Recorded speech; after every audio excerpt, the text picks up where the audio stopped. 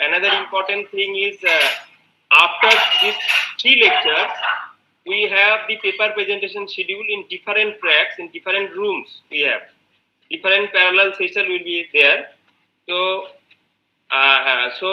today's session will be the lecture based and also paper presentation. And another important thing is after this 3 lectures, so we have the paper presentation schedule in anyone please mute yourself. Yeah. Mute yourself.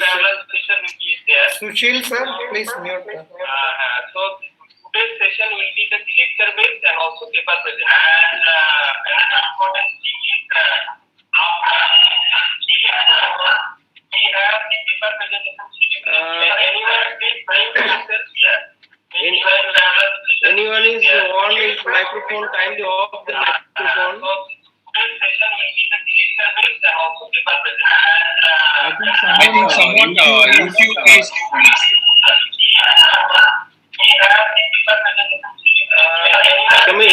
Mr. Samiran, what is the problem? I think someone YouTube is open actually. Just a minute.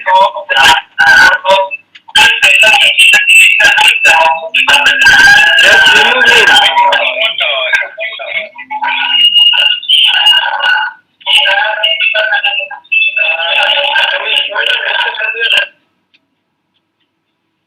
Now it is okay. Yeah, Yes, now sir, fine. okay. Yeah. Yes, Okay. So today we have after this paper presentation, we have the vote of thanks in a particular Google Meet link.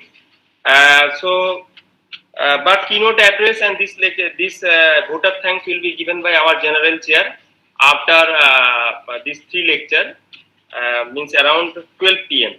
So without wasting much of time, we should start our session.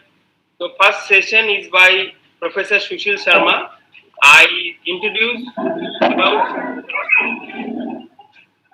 the noise is coming. Everyone, please mute yourself. Everyone, Antora Paroi, please mute yourself. Antora Paroi. Everyone, please mute yourself. So this international conference is to be first by the Sushil Sharma sir. So I am going to share his brief details to all of you. Dr. Sushil Sharma is an Associate Dean and Professor of Information Systems in the Miller College of Business at Ball State University. Dr. Sharma has distinction in earning 2 doctoral degrees. So sir has 2 doctoral degrees. He has over 25 years of administrative leadership and also 30 years of higher education operation experience. Dr. Sharma has served as the chair of the Department of Information Systems and Operation Management and also the position of Executive Director for MBA program and also other 2 certificate programs. Sir is also fellow in higher education through Management Development Program at Harvard University, United States. Sir has contributed many research articles and papers. Among these, he has published among 13 books and 100 referred journals in different information systems, information technology, and MIS related journals. Sir is also having 46 book chapters in different published books. Sir also have about 165 paper presentation record in his credit.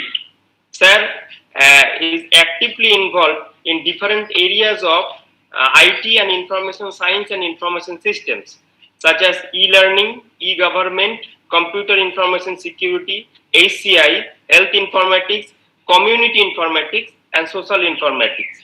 Due to his outstanding contribution in academics and industry, Sir has received many awards from his Ball State University, United States, such as Outstanding Researcher Award, such as Outstanding Faculty Award, and Outstanding Administrator Award. So Sir is having all these things which is required as an academician, as an administrator, as a researcher. Sir also received the Extraordinary AR Award by the Miller College of Business at Ball State University, United States. Sir previously was associated with many educational institutes in India and abroad, and among these the IIM Lucknow, all we know, the Indian Institute of Management Lucknow. Sir was there as Associate Professor of Information Systems. Before that, Sir was also there, University of Waterloo at Canada, and also in other education institutes such as in IIM, he was the head of the computer center. So Sir is also board member of different educational journals and books as editor, chief editor, and associate editor. Among these, International Journal of E-Adoption is the important one, which is published by the IGI Global. So this dignitary, this versatile academician is with us. So it is our privilege that Sir is with us. So I, on behalf of this international conference, on behalf of Srinivas University, on behalf of the Crown University International, and also on behalf of Data Space Security India and Dubai, welcome Sir for this session, and also expecting that everyone will learn a lot of things to you. So over to Professor Sharma Sir, with the permission of the General Chair and the Vice Chancellor of Srinivas University, Professor P. Aitel Sir. Yes, on behalf of Srinivas University, I would like to welcome Dr. Professor Sunil Sharma for first invited speech during the second day of International Conference on ICT, Cyber Security and Cyber Forensic. Welcome you, sir, once again. And you can go ahead. Thank you very much. And very good morning, everyone. I must congratulate Srinivas University and the organizing team for organizing such an important event and also making me part of this event. I'm grateful to you. Dr. Paul, specifically when he reached out to me, initially there was some conflict with some event here at my end, but then looking at his enthusiasm and his persuasions, I couldn't say no. So thank you very much, Dr. Paul, for making me part of this event. I'm also hearing situation in India about COVID-19 is not very good.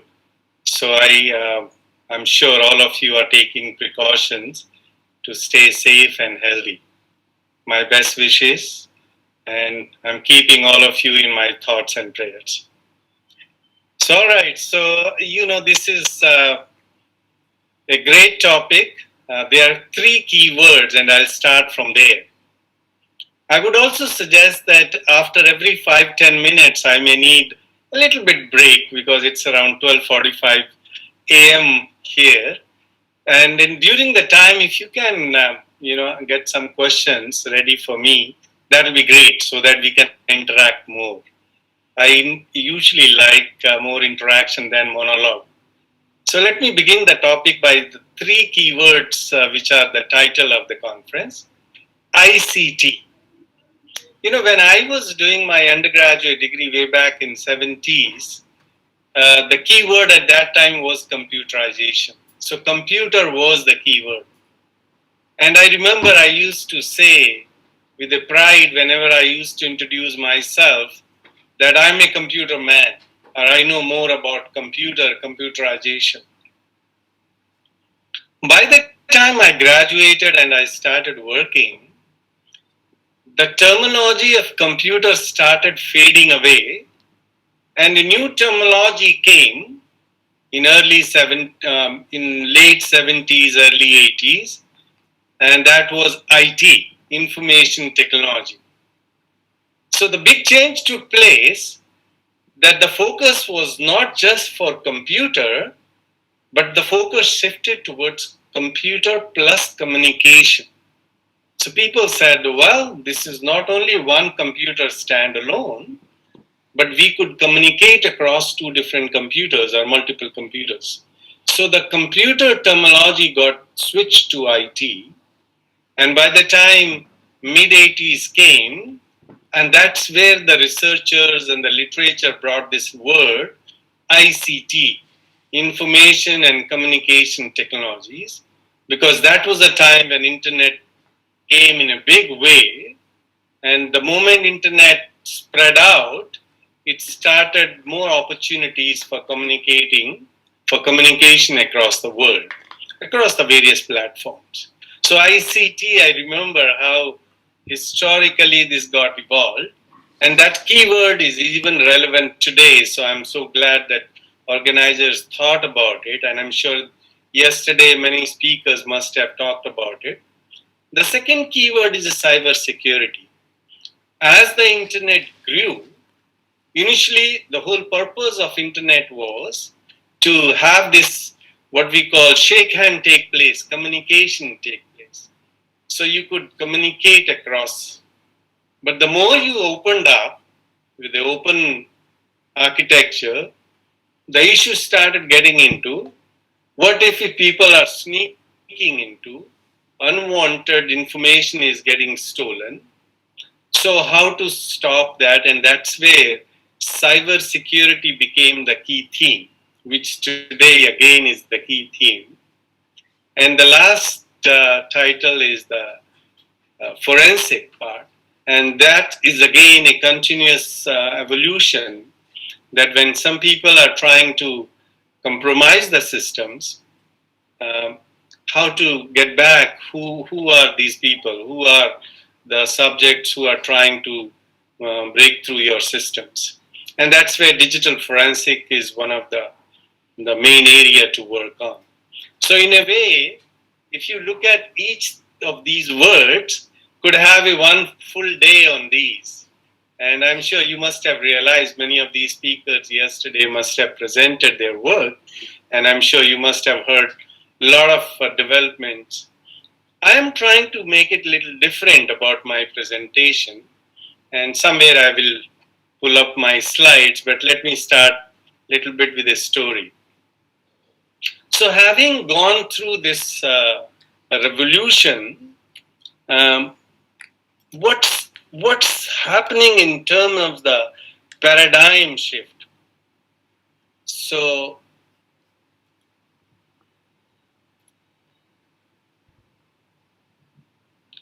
how do I make sure that ICT, cybersecurity, and even digital forensic all together are creating a new paradigms shift in the 21st century? The very first keyword which comes to my mind is digitalization. Now, as I mentioned to you, in early 70s, I was going through this program and getting involved with computers. We used to, and when I joined the companies, we used to talk about which application would be more suitable, where we could apply our computer skills, our computer systems. And I remember at that time, people used to talk about payroll, people used to talk about inventory control systems. And we were very selective where you could think that there could be a proper use of computer. Those days are gone now. 21st century is everything is getting digitalized. And because of this, various forms of information systems have evolved. You remember initially the terminologies came, information systems, MIS, decision support systems, executive information systems, expert systems, knowledge-based systems, and more you are hearing about this year, more and more of digitalization. If it had remained only in few areas, probably this paradigm shift would not have taken place. I remember that before ERP, people used to think about that there are certain areas in companies where you may not like to apply computerization. But ERP changed the whole game, because that's where we said the efficiencies could only be realized if entire enterprise is in the domain of digitalization, and you have a central database which could be shared all across the functions and which can create not only transparency but also quick accountability from one function to another function. So digitalization has become now the key force in the 21st century. Second is connectism. Connectism is now as the order of the day. Everything is on 24/7 basis. I mean, this itself is a good example. I'm sitting in my bedroom and trying to interact, And this is a kind of a common feature. I also teach a couple of courses outside the United States. I teach in New Zealand. I teach in Istanbul. I also teach in Kabul, and also teach some courses in Ireland and also in Finland. So my time zone delivering these courses spans completely differently. Some days I'm taking class 2 a.m. in the morning. Some days I'm delivering a class 4 a.m. in the morning. Some days it's late in the night. So basically, not only that this digitalized world and internet together has connected all of us, connected all the different time zones together to create a platform for services on 24/7 basis. Globalization is another paradigm shift. I remember at that time, or even a couple of decades back, whenever you think of starting a new business, you would say, oh, this part of the world, I think I have a market. Gone are those days now. Everyone talks about the moment you want to start e-commerce or e-business, you have to think you are competing with the global players.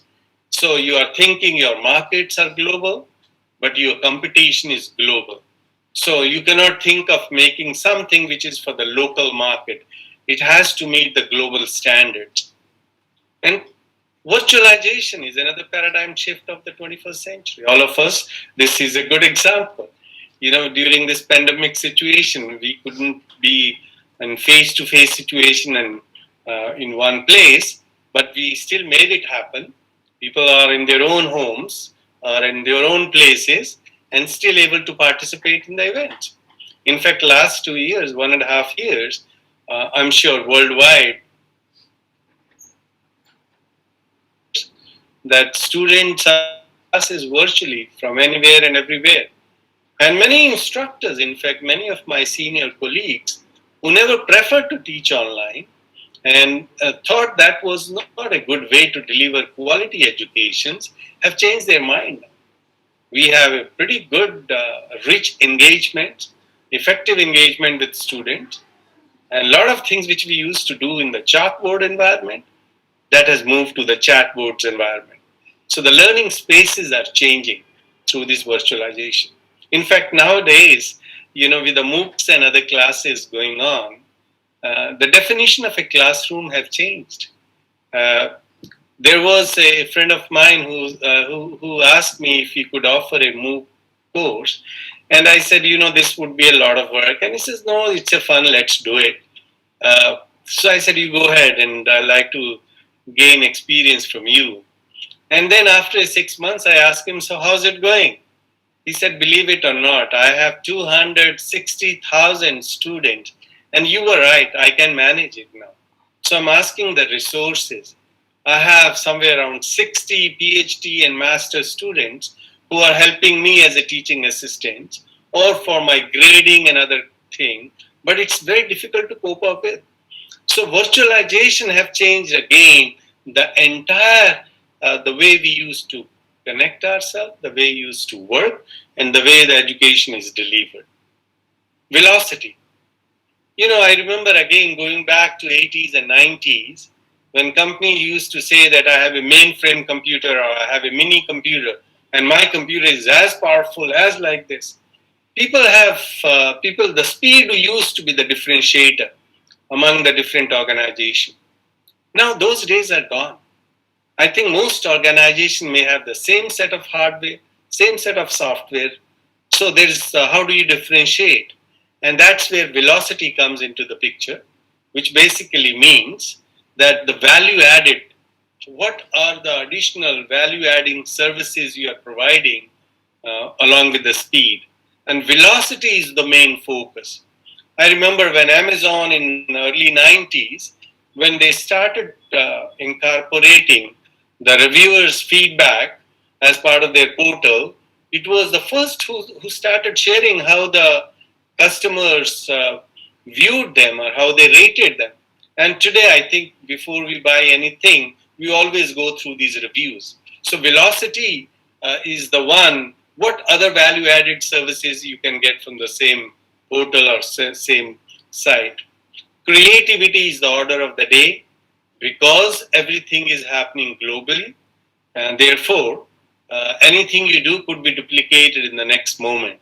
So you have to live in that competition where you have to continuously be creative, be innovative, and keep innovation as one of the driving force for your business.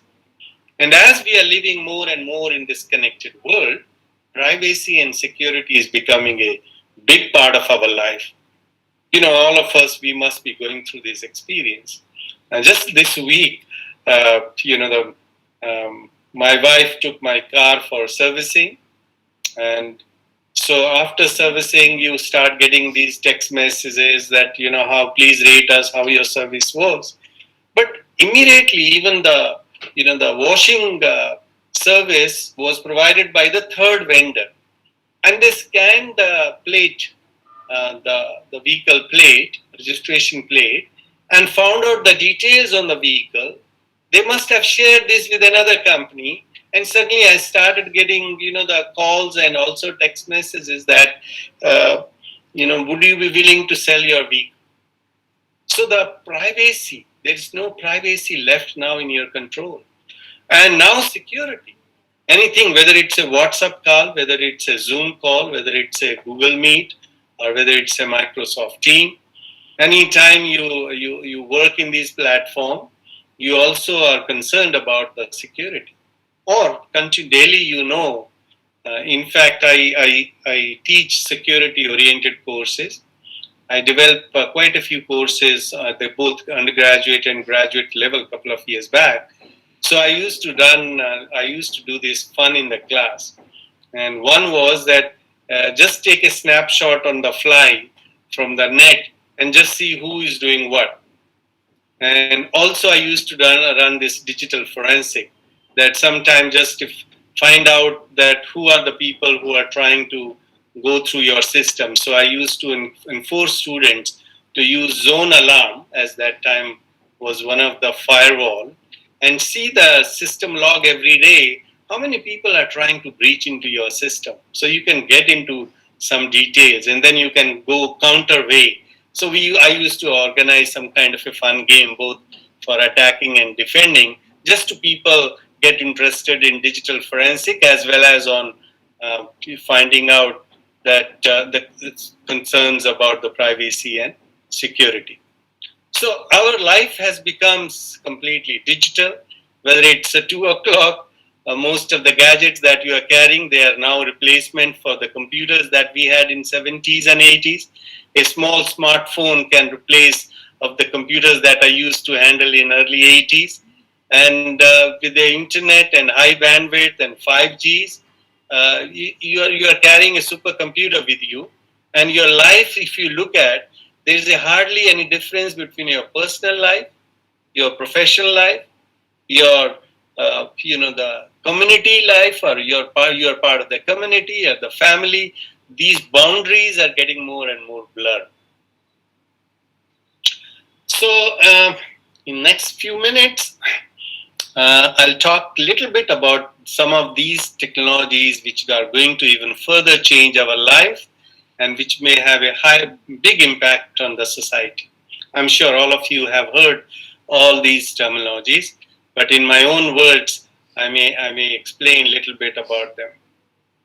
So the first one is the Industry 4.0 and Internet of Things, or IoT. As you know, that Industry 4.0 came in a big way around 5 years back. And industry, as well as the literature, started flooding with this terminology. But as an operationalization, IoT was underneath it. And basically what Internet of Things did, that it started connecting all the devices. And today, initially it was an excitement, but now it has become a huge problem. Now, as I started using some of these IoT things I'm implementing at my home.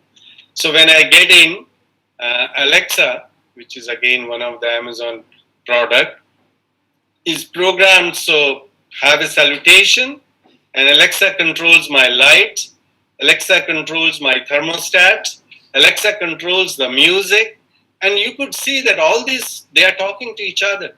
As soon as the temperature goes up in one room or down in another room, Alexa starts pushing the thermostats, it starts pushing my air conditioning. So everything is happening because of this Internet of Things, and our life has become much more different. In fact, my wife, there was a time when I have two daughters, and all of us, we used to stay together. And they grew up and, they went out. So only at home, myself and my wife. And she says that the best way to enjoy my life is nowadays with the Alexa and Roomba. These are the two Internet of Things that they follow her instruction. Nobody else follow her instruction. So Internet of Things in form of Industry 4.0 revolution have started changing the way we live, the way we interact on day-to-day basis. I will share I'm sure I already have passed on these slides to Dr. Paul, and Dr. Paul will be happy to share these slides with you. The purpose of this slide was just to highlight some of the basic concepts, but let me just highlight the theme out of these. Yes, sir. Yes, sir, obviously. So the pros and cons, this is a huge battle which has been going on. As a technology proponent, whenever something comes up, then I always go with a big bang saying, hey, this is a new technology, we should try, it's going to change our life. But then slowly you also realize that every technology also comes with a lot of cons. It also has some kind of a side effects. You remember there was a big talk many years back, maybe 2-3 decades back, that these computer screens, they emit a lot of these emissions, and these emissions or frequencies could have a health hazard. And that was a big concern at that time, and then the manufacturers started reassuring that they are not the one which will impact your health, or there are safeguards which are put in place. So anything you talk about the new technology, which always have also the negatives associated with it. Just for this, we are talking about Industry 4.0 or IoT. It certainly has created, the new markets and improved quality of life. But at the other hand, it has created the cybersecurity risk. And this is where many of you as students or as a researchers or as a faculty member have a great responsibility to get involved. How can we plug in those holes where cybersecurity could be tackled? Or how could we answer some of those the problems for mitigating the risk involved in the cybersecurity? Later on I'll talk about, this is another new technology trend which is going about genomics and genetic engineering, where people are even trying to change the genes, and they want to get so that it could be a disease-free body. In fact, I wrote a small article in a popular magazine, which was more like a fiction-based couple of years back, but it's becoming now, the more and more towards the reality. I wrote way back, 2003 or 2004, that as we are progressing more towards bioprinting, later on I'll talk about it, which basically means we can get the organs manufactured directly with the help of these computer models, and also we can replace these organs, we can replace the genetics. So there may be a situation where people could be made immortals. People could live for more than 200 years, 100 years, 150 years. Now, one may say this is a great thing. You could have a longevity of your life. Another thing, do you really want the people to live that long? This has another kind of a side effect. Do the family want to live, with these members who are 150 years old or 200 years old? By then, the whole generations have changed. So, as I said, the technology have both sides, the pros and cons associated with it. This is creating these wearable device, another revolution. Again, I use this Fitbit and some of these wearable devices myself, and every day it tells me how much time I have slept tonight. So I'm sure my readings today is going to be in the morning very different. How much stress level I had, how much was my blood pressure, and the various other health related things are automatically monitored on 24/7 basis. In fact, WebMD and many of these apps that we have, you really have no need to go to your doctors. You can self-monitor the entire your body, the related matters on day-to-day basis or every hour basis. So you are having a lot of these different sensor actuators. They are already built up in these apps, which are controlled through your phones. So Internet of Things is another big thing, and I'm sure some of you should start working in this. So each of these have a number of different ways. One is that you can look at the algorithm side more like computer scientists or researchers. On the other side, you can look at privacy and security side of these, how those. And thirdly, you could see how they can be blended into various apps and applications. And that's where you could see the number of different fields are getting integrated into these newer technological fields.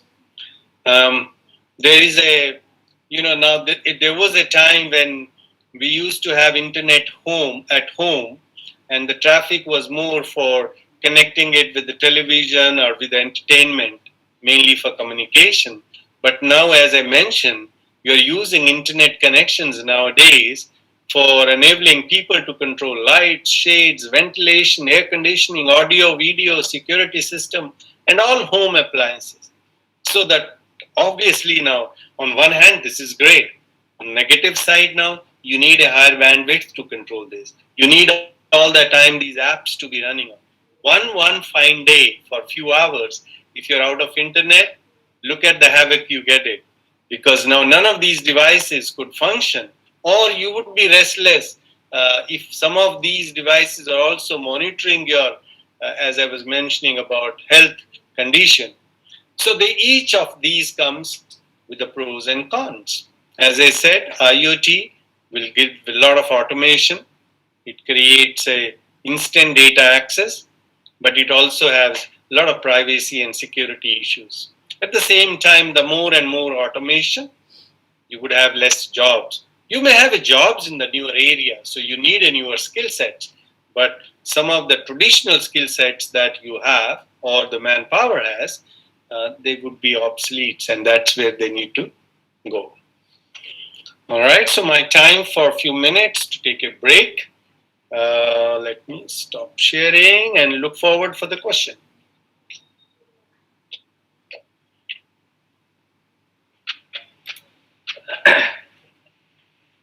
Sharma sir, I have one If you have any questions, you can raise one question. So since you are a senior, you have seen many things, how these information and communication technology was take place. So we have two terms, IT and ICT. So among these two, IT I think come first, then ICT was there with the communication focus. So how you seen that time, because you was an academician that time, and we just read things, go through the books. So how you feel these things as if the paradigm as it changed? The IT to ICT also an important phase. It's a good question. In my classroom, I always encourage students to say that every question will be $5, so I'll pay $5. So, Dr. Paul, this is a great question, and you are the first one, so maybe $5 will be accredited to your account. In a class situation, I tell them that I will monitor and keep accounting of these questions. So at the end of the course, they will be converted into the credit points, and through those credit points, you could, get those accounted for your grading or for your grades. So let me respond to your question, which is a very important question. So that's the theme I was running. That in early 70s, the focus was on computer as a machine. Application was less, and we were looking for what application computer could be used. And then the computers were more standalone computers. So I remember those terminologies, PC, PCXT, PCAT, those machines. And then in India at that time, we created a air-conditioned computer rooms where some people who are related with the computer work, they'll go inside the room and they'll work on that. And then the switch came when communication among the computers became possible. That's where the computer terminology got changed to IT. And in fact, people like me about communication side of it. And then when people got pretty familiar with the IT, that's where ICT world came, and that's where the focus went more towards the information. So from computer to computer and communication, and now people said the real ultimate theme is to improve the information, to get this information in the hands of decision maker as fast as possible, as of high quality information, and that's where ICT started taking place, or that literature started coming out with this new terminology of ICT. And today, if you look at all the technologies, what they are doing, whether it's a data analytics or business analytics or AI or machine learning, these are the technology which are sitting behind. The front is all, whether it's apps or whether it's through apps, the information. That's where is the key part. As an Amazon CEO, if I want to know which product of mine are sold very well in Asia, if I put even 1,000 programmers to get me this information from regular databases, it may take a few days or a few weeks. But if I have these AI or machine learning embedded into my system, it can throw that information pretty quickly to me. So that's where the technology, computerization is sitting at the back, but information is getting. Mute yourself. Sir, Yes, you continue, please. sir. You continue. So ICT is now stabilized because that has all the three components: information, communication, and technology. And technologies are continuously changing. As I was mentioning, by the time people thought that they have a ERP system in their organizations, then they said, oh, we have achieved the efficiencies within the company by integrating the entire enterprise. And people said, what about the outside the enterprise? And that's where supply chain management system got into play. Okay, you have integrated now supplier side. What about the customer side? And that's where CRM tools, technologies got into play. So more and more, as part of the digitalization words, the revolution is that is it going end to end, whichever ends you are connected to, all digitally connected on 24/7 basis to give you a real-time information so that your decision making is not only quick, responding to the market quickly, but also more informed because you are using those technological tools. Thank you for the question. Anybody else before I get into some of my further few slides?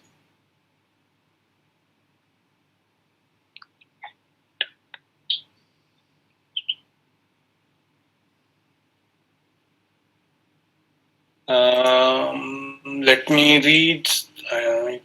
I think a lot needs to be integrated in business operation and the home affairs as a fancy application. What is your view?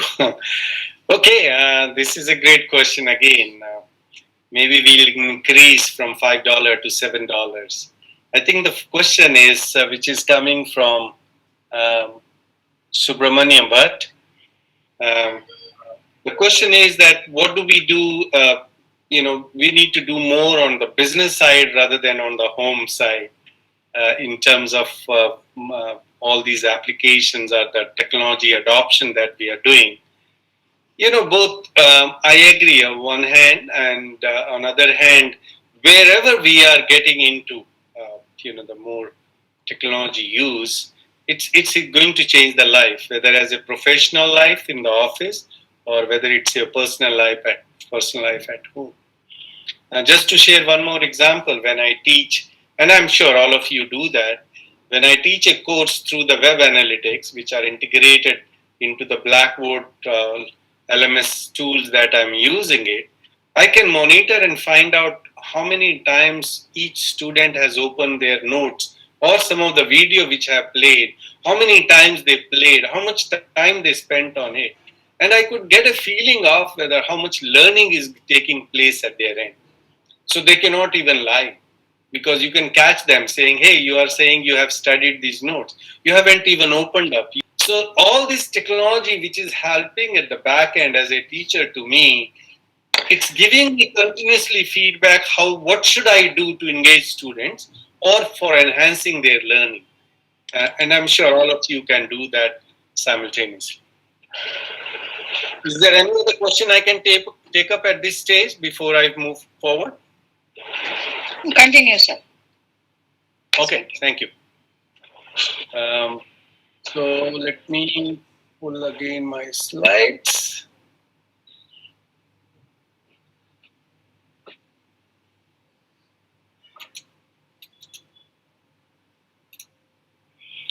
Cloud and edge computing has become now again a new concept. Cloud was there almost for a decade and old concept, but edge computing is becoming the new one.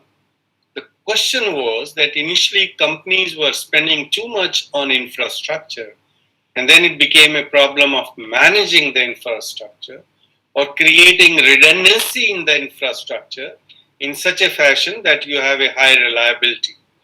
And that's where companies were finding very difficult to survive, because either they were running short of manpower or short of expertise to maintain their infrastructure on 24/7 basis.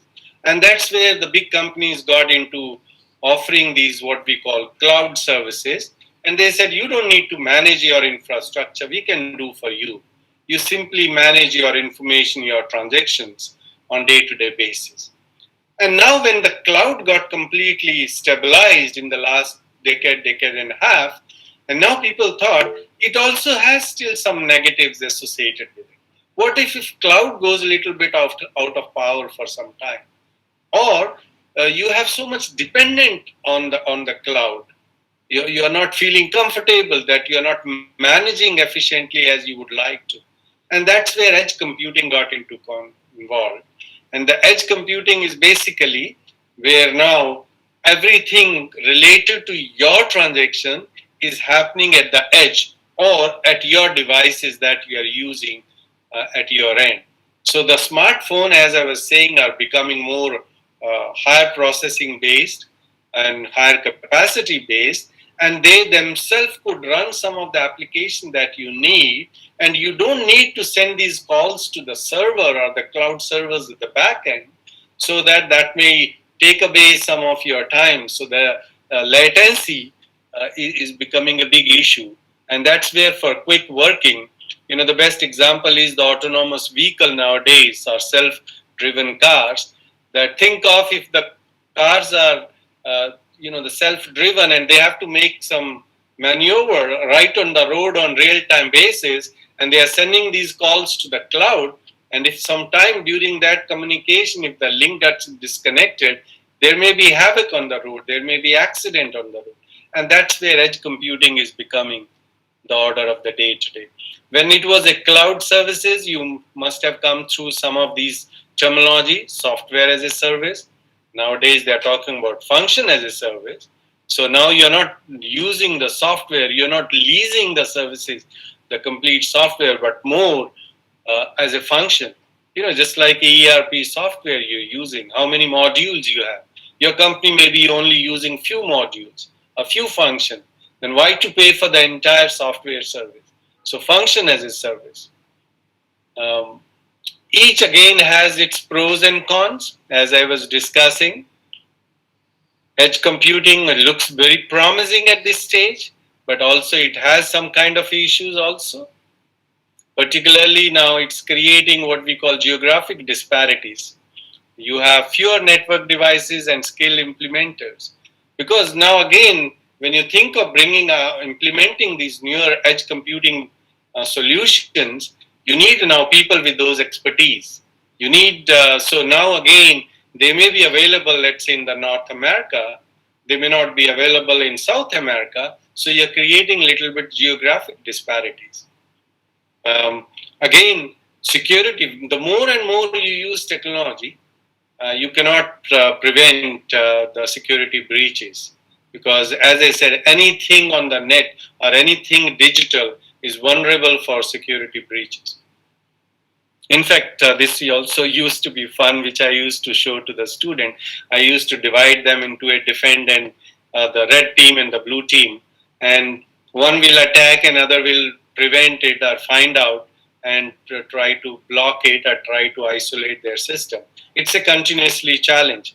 So more and more technology, you adopt it, you're vulnerable for the security breaches.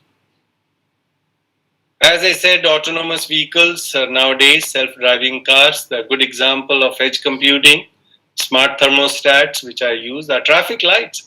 In fact, many of the here traffic lights, they have started using because, sometimes the traffic lights are based on the timers.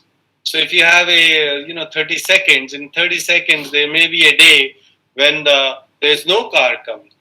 So if you have not built sensor up to some, the limit, then you're not sensing that. But now you have those sensors already put in place. It automatically realizes today there is no traffic coming this way, but there may be a whole lot of traffic coming the other way, and you can immediately, make those traffic lights control in such a fashion so that there are no traffic holds up.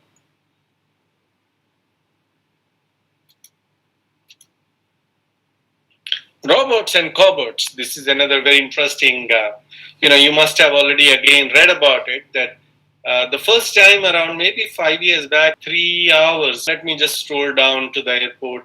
And suddenly I got a nice voice coming behind me and said, "Hello, gentlemen, how are you doing today?"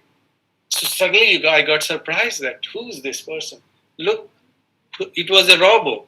And what Robo was doing, it started a conversation with me. He said, "How's your day today?" I said, "You're going to get this flight."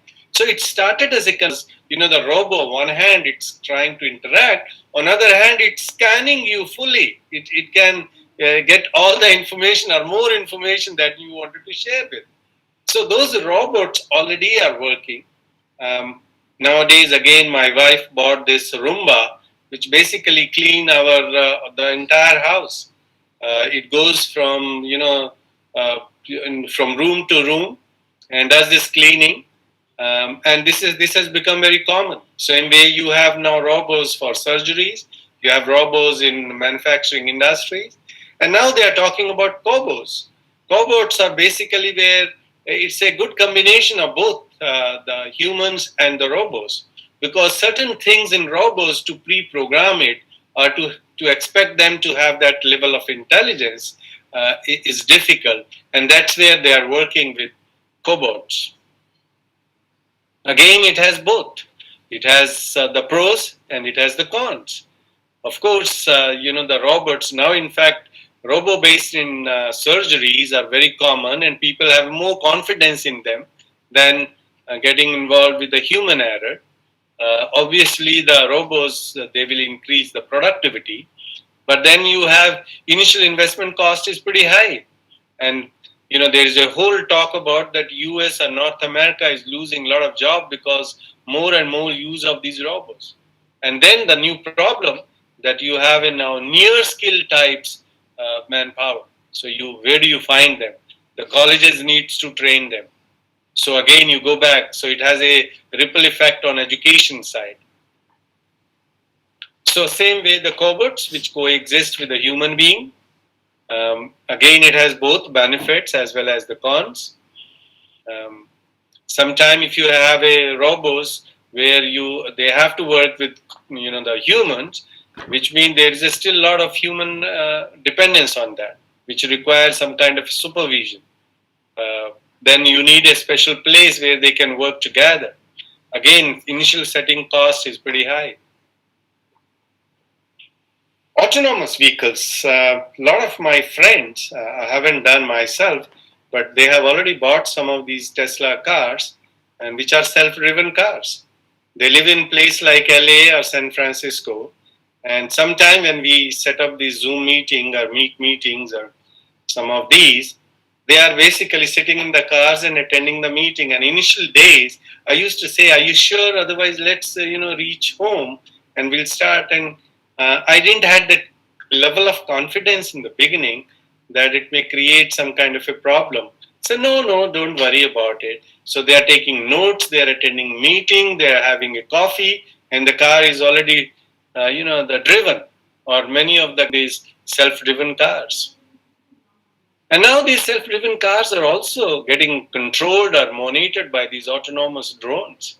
Drones are not only delivering things directly to the destination, but they are also working for self-driving cars to control them, for accuracy, for speed, for again interacting to make this the rides more comfortable. Again, each of these have some pros and cons. Genomics and gene editing. Look at here. So, the one thing where when I came to States 25 years back, I found that in certain states, some of the Americans were like 7 feet or 7 plus. And I was surprised that this was happening in certain states and it was not distributed uniformly all across. And I was told that in certain states, family do extra effort to create their kids or to invest in kids in such a fashion that they get tall, they get big, because they think that investment will pay them better, because some of these kids will get into athletics or in the professional sports or get into movies or those opportunities. So, and now they are talking about that some of those athletes, the star athletes, some of their unique features of their DNA, can they be transferred to anyone else who is willing to buy? So basically everyone is talking about this gene editing. Now, not only it is to create those features for something like a beautiful or something like a tall person, something like a strong person, but also to get rid of some of the diseases which are more specific to certain genes, or how you can replace genes to get rid of those. So gene editing and genomics is another area which is getting very hot in this 21st century, and probably I'm guessing in another 5 to 10 years time, you would hear that some of the people who could pay off would have that as a flexibility to edit their genes and look, and to get the humans which are based on the attributes that you wish to have it. Again, right now the people are talking about ethical dilemmas. Is it good to create to muddle with these to the nature? To create a person again who is a disease free.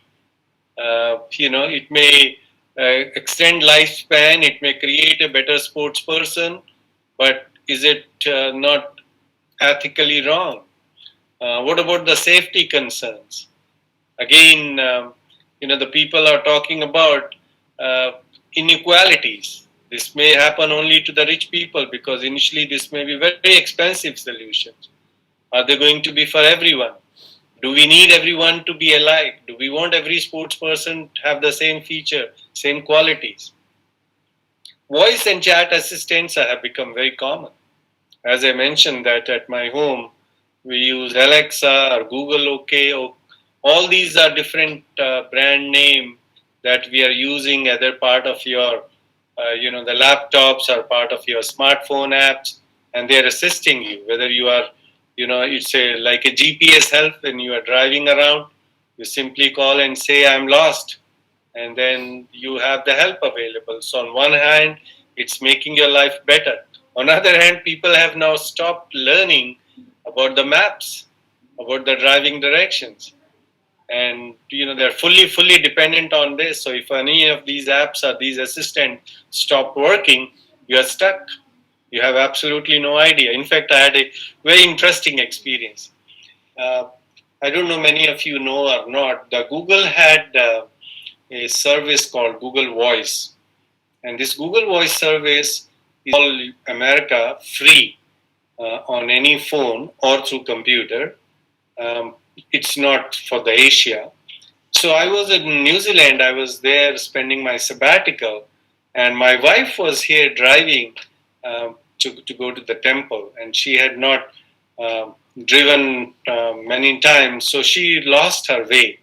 And while she lost her way, this was the same time on the different time zone. I was calling from New Zealand, and she said, "Oh, I lost the way. I don't know where to go because now suddenly my GPS stopped working, and I think there's a road which is blocked. So GPS keep diverting me on the same." So I started giving direction to her from there, and she was amazed. No, this was a free phone, so I could give it like acting like a voice and chat assistant. And nowadays, you have all these apps available to you.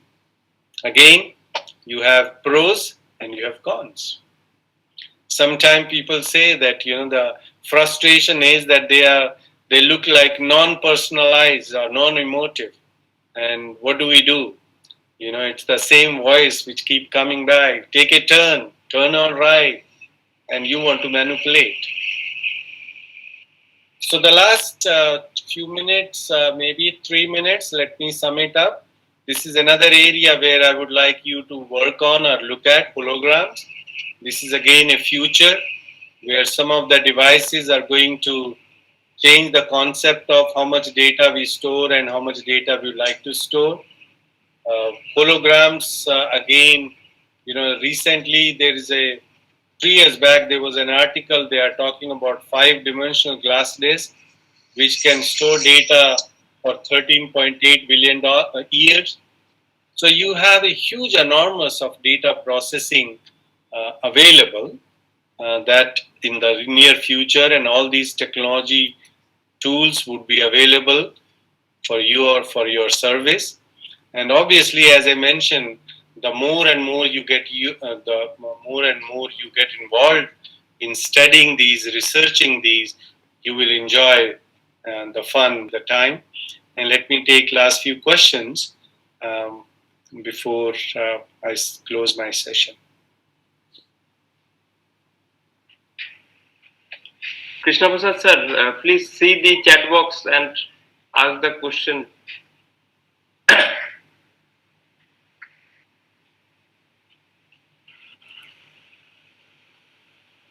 Sir, here are some questions.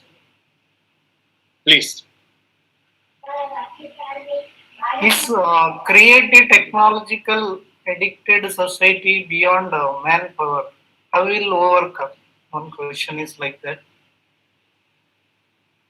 Hello. This is a great question. This question is a $10 question.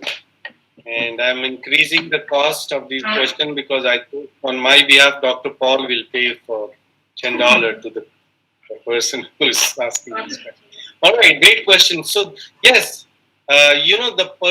this technology is creating this addiction, which is creating anxiety, which is creating depression, which is creating whole lot of health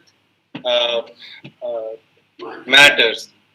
In fact, I recently did a study during the pandemic time that a lot of information which was bombarded through the social media has created a lot of Americans became depressed. They had a stress level high. Their anxiety level was high. I had a sample size of around 2,000 respondents, and they were from all different backgrounds. And yes, so the more you have these addictions, my daughters, when they were here in schools and they had these smartphones, and they are sleeping at 11 o'clock and somewhere the beep goes up in 12, they're just opening half of their eye and just looking at and just typing a little bit and going for a sleep. And I used to tell them, no, you should sleep. Take 5-6 hours, complete sleep. Anything and everything can wait. You don't have to respond immediately. But that's how we are getting accustomed to. Now, if you keep these smartphones, wherever you go in a meeting, you are keeping it every time. And there's so much information coming. It is, you have a podcasted information in this.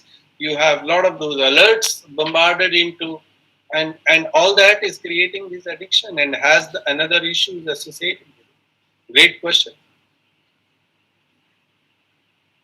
Okay, that is by Hamid PV. And one more question, sir, from Andhra Pradesh. Is edge computing is used in India? My visit to India and working with some of my friends has not talked much about edge computing apps or applications built in. Of late, I think it's just happening in some of the tech industry. I'm sure IBM and some of these companies are trying to push this into India. This is a huge market for them. But in IT adoption and maturity level, if you look at, there is a gap between the Western world and the Indian world. It takes at least 5 to 8 years time. Despite that, nowadays the mass media has brought all the continents together, but IT implementation and IT maturity level are different because of the way companies absorb and adopt these IT. So I'm not aware of much of edge computing solutions, apps or offers in India, but here they are happening on regular basis. Yes. Okay, thank you, sir. There is no much questions. Some questions are similar. I hope we can wind up here your session. I thank Sushil K. Sharma, Associate Dean, Miller College of Business, Ball State University, USA. So you have covered a fundamental concept of the three keywords of our conference clearly. You have also covered 21st century technology in a very simple and clear way. I wholeheartedly thank on behalf of organizing committee of the conference, Srinivas University, Data Space Security Private Limited and Crown University. You have taken a precious time in the midnight, so I once again thank you for that. Thank you, sir. It's my pleasure. As I said, thank you very much for making me part of this event. I also congratulate Dr. Paul for completing his book. As I know, this is again a very high time taking activity. By the time you begin the idea of writing a book or getting a edited book, and by the time it realizes it takes almost over a year and a half, it goes through a lot of reviews or reviewers and a lot of deadlines that you have to get through. I'm already working on 2 other projects on another 2 books. And I know when the publisher, they start chasing you and you start chasing reviewers, and then at the same time you want to control the quality. So it's an enormous accomplishment. I welcome and congratulate Dr. Paul. I'm Thank sure you, sir. he has already made his name, and I'm sure in near future you would hear his name everywhere in the world. Thank you, sir. So, as you told that inform ICT, then IT, because one of my area is research in IT education policy. So, I am doing this work. I have seen that in India, most professors in academic institutes are very much conscious with the computer science and computer application. Whereas in United States or Western countries, we have seen computer and information science, information systems, informatics. So these are the department centers and academic programs. So I am also working in this area to create the awareness also regarding the field, because these fields, as you very much aware, related to the society, business and management. But in Indian curricula is mainly focused on the mathematical portions or the algorithms like the computer science core. So since you are in IIM Lucknow as an information systems professionals and professors, so what is your opinion in India? Do you believe this society and business centric course like information systems or informatics could be started? Because in India, definitely till now it's computer science or computing focused IT, not the general which is practiced globally. What is your opinion, sir, in this regard? This is again another great question, and you rightly have put it in words. There is a saying here in America that when you get the Indians get into your master's and PhD program, what they call is they are calculation junkies. They are basically very good in building algorithms or solving algorithms. And they say we are not looking for them because those algorithms, you can get it done through multiple different people outside America. We are more towards how it is impacting the society. And that's where the real fun is. And if you look at all these apps, all informatics, whether it's social informatics, health informatics, media informatics, everything is all related to application side, the user side. Unfortunately, in India, most education is, as you mentioned rightly, is focused towards the algorithm side or the technology side, less of its application side. And that's where you could see that despite so many IT industries have been working in the US, but have never created some of the products like Microsoft, have never created these products like Facebook.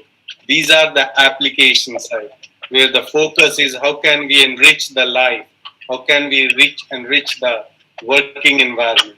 So it's a great scope. I think more and more institutions, including Srinivas University, should think of, outside the box. Not everyone has to create the same kind of. The Srinivas University already started the Computer and Information Science Institute of Computer Science. In my university, where I got salary, that is the Raiganj University, we have started Computer and Information Science 5 years back when I joined. The day of joining, started the Computer and Information Science Institute of only Computer Science. So that real impact to the IT, the society and business to be possible. Bhatan's Vice Chancellor sir is also present over here. He is think tank of many new age courses which are connected to the society and business. Yeah, one has to break those shackles that you have to be the one who could start with a newer focus, newer degrees, newer programs. Everyone doesn't have to follow the same fold. And sometimes to do that, one has to take initiative, and I'm sure Srinivas University will take note of. There are a lot of variations of the program here in North America that we don't have in India. And that's where sometimes the cutting edge competition remains in some of these Western world countries, because they always keep innovating in education also, depending upon the supply and demand. Where do they need more people? And accordingly, researchers also getting into newer and newer fields.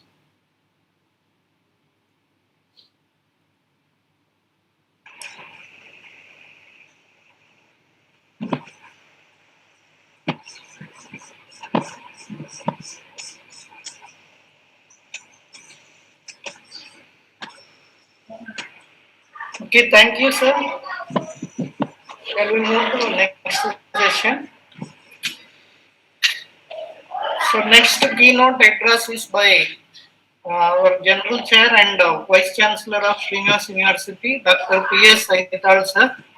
I request Netravati Madam to introduce Dr. P.S. Aital, sir.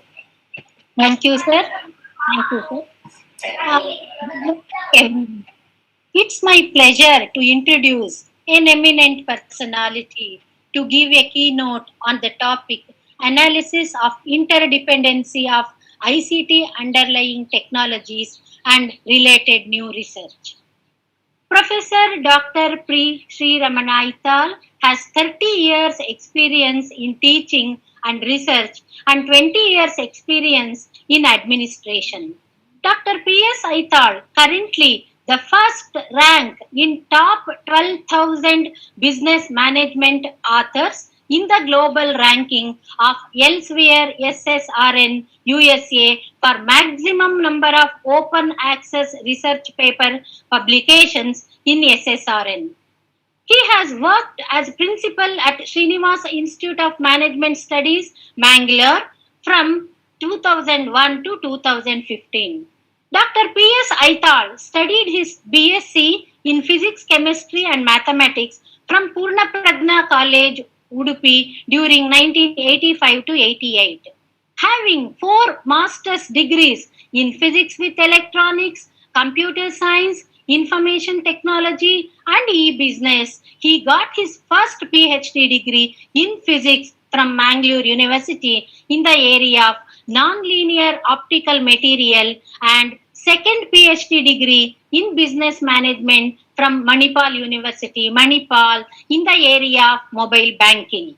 He worked as postdoctoral research fellow at Lasers and Quantum Optics Division, Physical Research Laboratory, Ahmedabad, for 2 years from 1999 to 2000. In the year 2002, he has been selected for the prestigious Overseas Fellowship of Department of Science and Technology, Government of India, Better Opportunity for Young Scientists in chosen area of Science and Technology Fellowship and did postdoctoral research at Center for Research and Education in Optic Lasers. Am I audible, sir? Hello? Am I audible, sir? Yes, madam. Audible, sir. Fellowship and did postdoctoral research at Center of Research Education in Optic Lasers at University of Central Florida, Orlando, USA.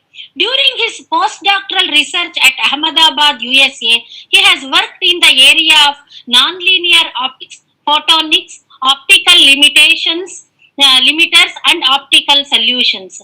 Dr. Aital has got SCRC Young Scientist Project on nonlinear optical funded by Department of Science and Technology, India. Dr. Aital also had a visiting associateship at Physical Research Laboratory, Ahmedabad, and visiting professorship of Grimsby Institute of Further and Higher Studies, Grimsby, UK. He has 50 research publications in referral international journals in the area of nonlinear optics and photonics and 500 in referred international journal publications in technology management, business management and higher education. He has presented more than 300 research papers in national and international conferences and seminars. Presently, he is guiding research scholars for their MPhil and PhD degrees in electronics, information technology, and business management. Dr. Aital has developed teaching materials in operation research, quantitative techniques, research methodology, management information systems, international business communication networks, and mobile communications for MBA and MCA courses. He has also written textbooks of engineering physics and basics electronics for engineering students, which have been published by ACME Publishers, New Delhi. He has research interest in nonlinear optical absorption, optical phase conjugation, photorefractive material, e-business, M-business, ideal business, and nanotechnology business opportunities. Dr. Aital is member of World Productivity Council UK, member of Strategic Management Forum India, member of Photonics Society of India, CUSAT Cochin, senior member of IEDRC.org, Singapore. Dr. P.S. Aital has edited 20 conference proceedings with ISBN numbers and recently published a book on quality in higher education, a case study of SIMS. Being a pioneer researcher, Dr. Aital has developed a new theory of organizational behavior in 21st century called Theory on Accountability. He has also developed a new model for measuring research productivity called ABC model.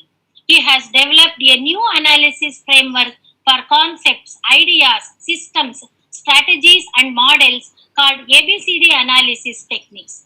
He has developed and published a new model of nanotechnology commercialization and analyzing practical systems based on ideal system characteristics.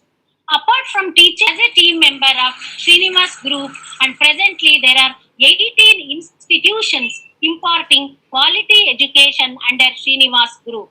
And during 2013, Srinivas Group of institutions became a private university as Srinivas University, and Dr. Aital has got an opportunity to serve as a first Vice Chancellor of the university. With the successful leadership of Dr. P.S. Aital, Srinivas Institute of Management Studies has been ranked number 1 among top international business schools other than USA and ranked number 4 among top world business schools including USA in the total number of research paper published. It has published 800 articles in Google Scholar, 5,337 citations, 36 H index, 179 I-10 index in Google Scholar. He published 520 full papers in SSRN, for that 4,900 citations, and number 1 top business author ranking he has got. He also got 720 publications in ResearchGate and 7,75,000 my readers, 6,300 citations, 99% of score as on May 10, 2021. We are honored to have you here, sir. We welcome you, sir.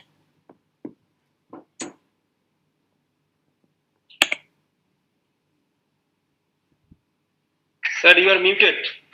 Sir, you are muted. Unmute. Sir.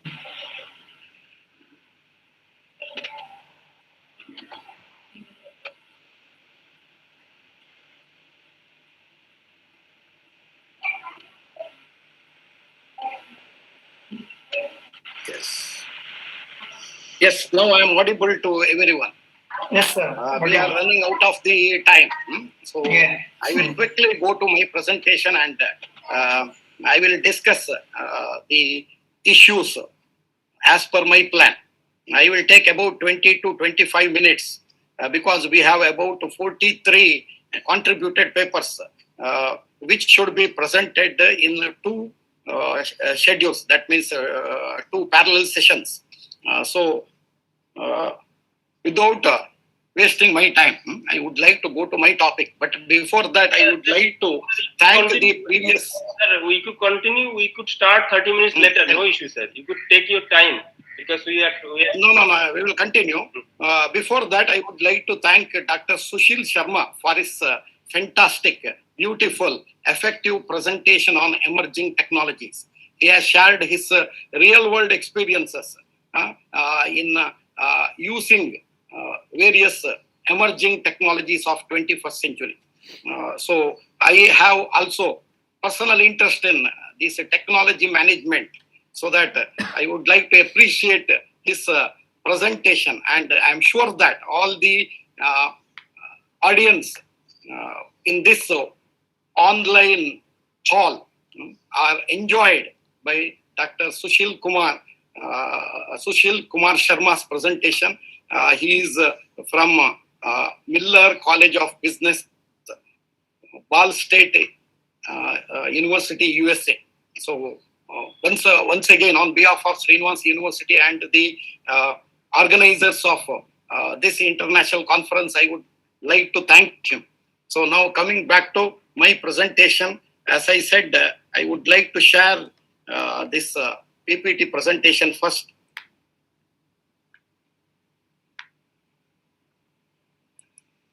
So sharing the presentation window.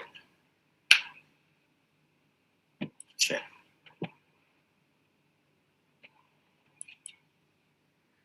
Okay, whether my PPT is visible? Hello? Yes, sir. It is Yes, coming. sir.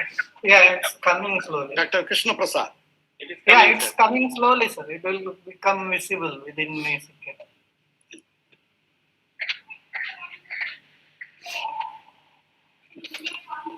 Whether PPT is visible? Yes, sir. Yeah, Now now it is it's visible. visible. Yes, sir, it is visible.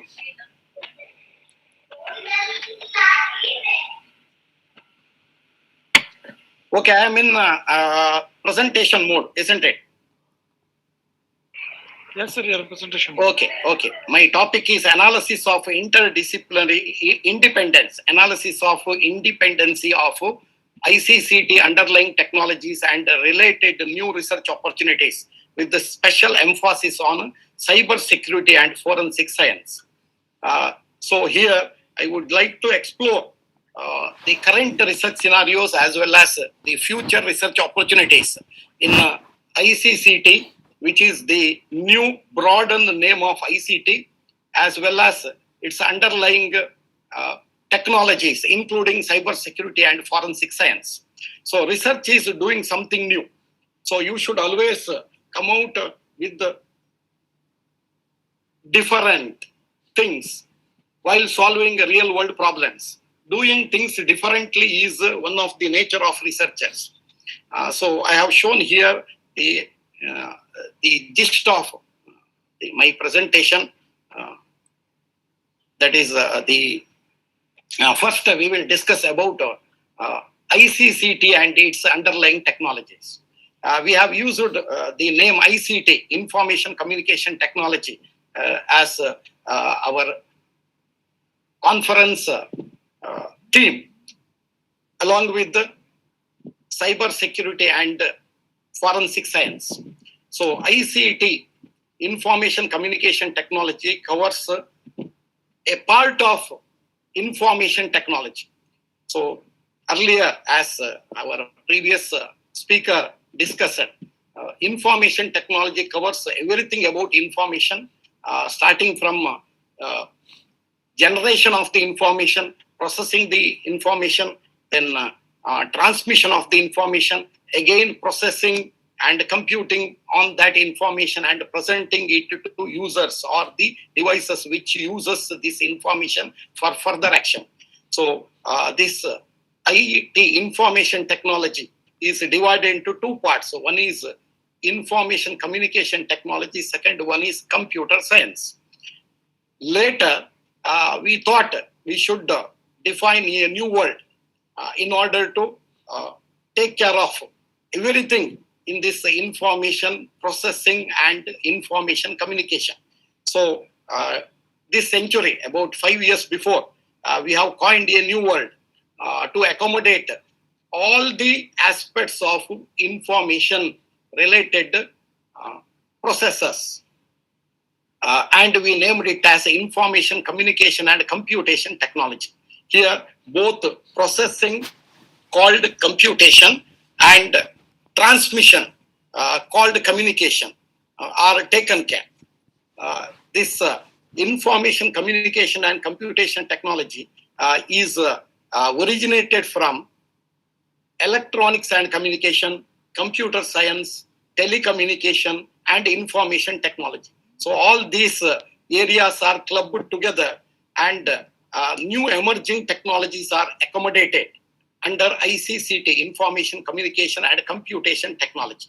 So here communication deals with the transmission of the information from one point to another point, and computation deals with the processing of the information for useful application. We have identified about 12 ICCT underlying technologies, which are emerging technologies of 21st century. This ICCT is considered as a general purpose technology because it is used to solve problems of various industries as well as at different levels in the society. So we consider 3 levels in the society. The first one is basic requirements in the society for living purpose for human beings. Second one is comfortable requirements in the society. And the third level is providing dreamed desire to the people in the society. So technology is used, it is a tool used to solve problems of human beings, to lead comfortable life. There are different general purpose technologies identified in the history. Out of them, 2 general purpose technologies are getting importance during 21st century. One is ICCT and second one is nanotechnology. Both nanotechnology and ICCT forms another group of technology called universal technology, because they can be used to solve problems, many problems at all 3 levels, as I stated earlier, and in all the industries, primary industries, secondary industries, tertiary industries, and quaternary industries. So ICCT has its own importance, and all underlying technologies of ICCT are developing independently as well as combinedly. So we have observed a pattern of growth of these ICCT technologies during last few years, and based on this, I have seen that there is a interdependency of these technologies, and if we can start interdisciplinary research between different ICCT technologies, we can contribute more to the society, and it is more challenging for our researchers. So I have listed here the 12 ICCT underlying technologies identified as important emerging technologies of 21st century. So these technologies comes under the umbrella of ICCT, Information Communication and Computation Technology. The first one is artificial intelligence and robotics, which is an independent and interdependent technology along with other underlying technologies. Similarly, blockchain technology, data science and business intelligence, cloud computing, cyber security and forensic science, 3D printing, Internet of Things, information storage technology, mobile business technology, online education technology, quantum computing, and virtual and augmented realities. These are the 12 ICCT underlying technologies we have identified, and we have done some research on the application of these technologies in various industries.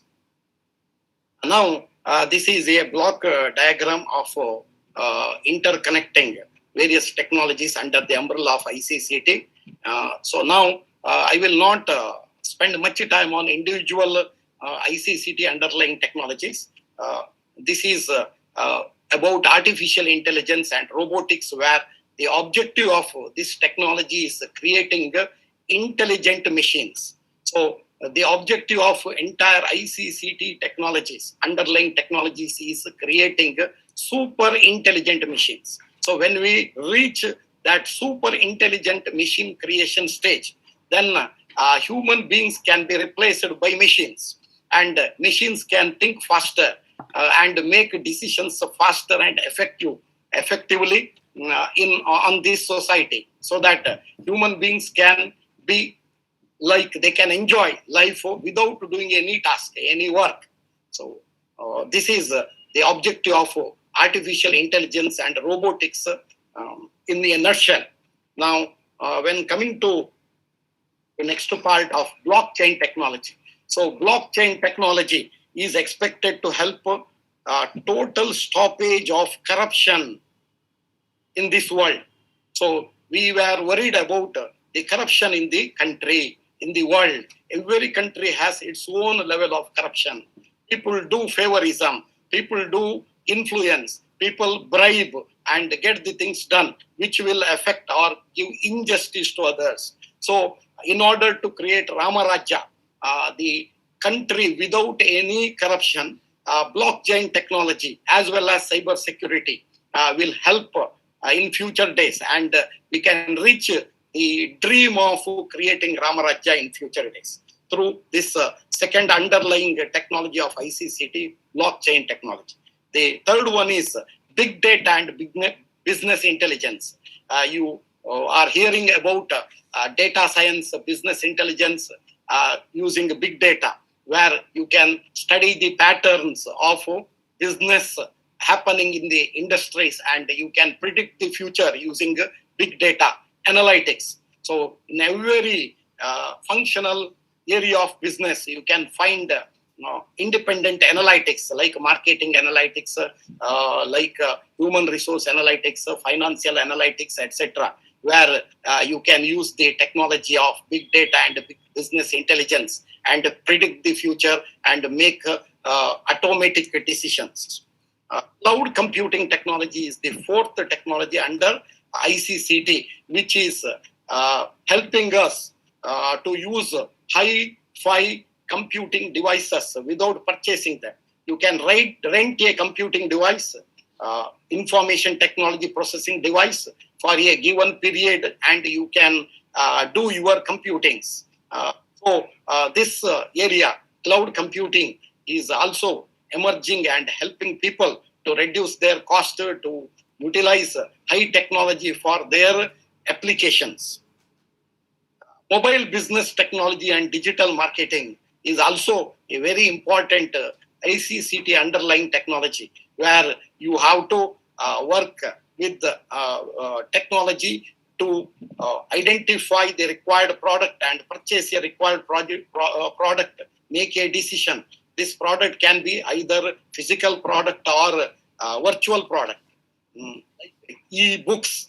So this technology, mobile business technology, even your mobile phone is used for different applications to make your life comfortable. So lot of research are going on to improve various aspects of mobile business technology, and researchers are working in this field. Now, the sixth technology, underlying technology of ICCT is 3D printing technology, which is morely on real world technology, mechanical printing, but controlled by information, communication and computation technology. So here also there is a chance of... Sorry for interruption. Your slide is not moving. Slide is not moving. It is in first slide. I will stop sharing and then reshare and show.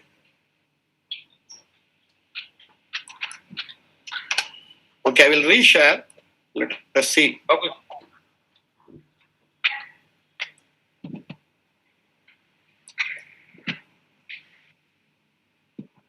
Now, it is coming, sir. It is coming. Now, any improvement? It is coming. I have shared. Slide show. Okay. Slide show. Now it is okay, sir. So it is. Now it is okay. Okay. Now it So is in 3D printing. Okay. Now the seventh. Okay, you have missed a lot of photos in my presentation. Anyway, no problem. I will show them next time, or I will share the PPT presentation. So the seventh underlying technology is Internet and Internet of Things, which is considered as the current technology of industries, called Industry 4.0. So Industry 4.0 is mainly depending on Internet of Things, and there are a lot of researchers going on in this field. So we will discuss how cyber security and forensic science has further opportunity to support in Internet of Things technology. So how Internet of Things and cyber security are complementary as well as interdependent technologies. So we will discuss a little later. The eighth underlying technology is online ubiquitous education, and this became very important and useful during Corona-19 period. So everybody, as our previous speaker said, all professors who had some mental blocks to use technology have accepted the ubiquitous education technologies, and they are also trained themselves to use these technologies. But there are a lot of further research opportunities in this technology using cyber security and forensic science ideas. So similarly, we have the ninth technology, which is ICCT underlying technology, called optical and quantum computing. Now there is a lot of interest on quantum computing, and many countries have reserved huge amount of research fund on research and development of quantum computing. Our India is also, in its last year budget, has reserved 1,000 crores for research in quantum computing. So this is also going to change the speed of computing, and hence going to change the definition of cyber security. So there are a lot of opportunities to study cyber security in a quantum computing scenario. Similarly, the 10th technology, emerging technology under ICCT, is information storage technology. So we have to increase the storage capacity continuously. Even if we use cloud computing, increasing the storage capacity through improved information storage technology is one of the research areas in ICCT. And cyber security has a special role in increasing the density of storage in electronic devices, digital devices. So there are a lot of research opportunities, and a lot of research is already published in this area. Similarly, the 11th technology is virtual reality and augmented reality. So this is creating virtual things in reality, so that you can add virtual things along with reality, and you can present in any presentation or in real world situations. So augmented reality adds digital elements to a live view using camera on a smartphone, so that you can modify the sceneries by adding new things, and it looks like a real world. So these all are the 12th underlying technology is the theme of our international conference, that is cyber security and forensic science. So cyber security or information technology security are the techniques of protecting computers, networks, programs, and data from unauthorized access or attacks that are aimed for exploitation. So there are 4 areas of cyber security. One is application security. Second one is information security. Third one is disaster security, and the fourth one is network security. So all these areas, there are research opportunities for our researchers. So cyber security technology is a set of processes, practices, and procedures in a digital system designed for protecting computers, servers, mobile devices, electronic systems, networks, and data from malicious attacks, damage, or unauthorized access by third party during any stage of communication or computation. Cyber security deals with the testing and protecting digital systems to make it inherent to such security attacks by means of studying and checking vulnerability of digital systems through ethical hacking. So here, precaution is better than curing. This is a rightly applicable slogan for digital system securities. So cyber security provides opportunity to take precaution of digital systems in ICCT scenarios. Now, what are the objectives of stakeholders in cyber security and forensic science? We are going to discuss. The objective of all organizations and individuals who are using digital systems and digital communication want to protect their systems from malicious attacks, damage, or unauthorized access by third party during any stage of communication and processing. The objective of the hackers have different objectives. Their objectives of hacking cyber security systems are to hack systems or networks for their illegal, both tangible or intangible benefits, which may be financial benefits, or some hackers get happiness feeling by hacking and troubling others, other websites, other systems, and some people, because of their grudge with the organization or individuals, also try to hack the systems, digital systems, ICCT systems. So, whereas the forensic science, also called as criminalistics, is the application of science to criminal and civil laws, mainly during criminal investigation, as governed by the legal standards of admissible evidence and criminal procedures, as discussed in yesterday's special lecture. And it is also includes preservation, identification, extract, protection, documentation, and use of criminal evidence to support the procedure of catching and punishing the criminals and providing their illegal activities scientifically, so that it is legally acceptable by court for prosecution. So these are the basics of forensic science. Now, what are the challenges in forensic science? If the evidence is electronic, then you can process it in a digital form. You can do some processes to go deep into it, to find new things from the evidence, which will support to catch the criminals further. So, but these digital forensic data can be manipulated illegally by cyber hackers. So, we need a research further in cyber security systems in forensic science. How to protect and secure these cyber forensic data during transmitting, processing, and submitting to legal system is our researchers' problem.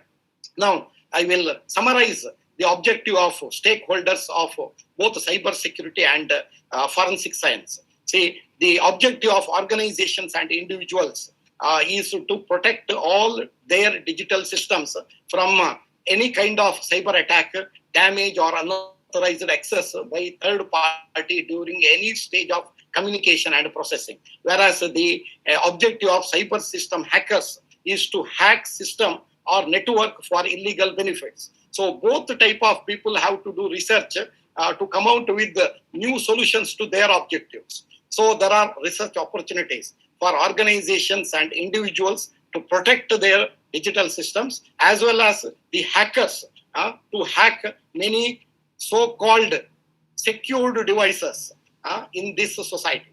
So similarly, in cyber security, in forensic science, criminals have objective to how to make a crime without exposing evidence, and forensic experts have an objective of how to identify, protect, and use criminal evidence to support the procedure of catching the criminals and providing their illegal activities scientifically for further for the court of law.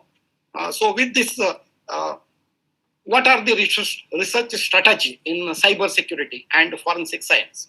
So the research strategy is to develop ideas, techniques, procedures, and software to control fraudulent activities which are carried out by third party either for profit or for intentional to troubling others.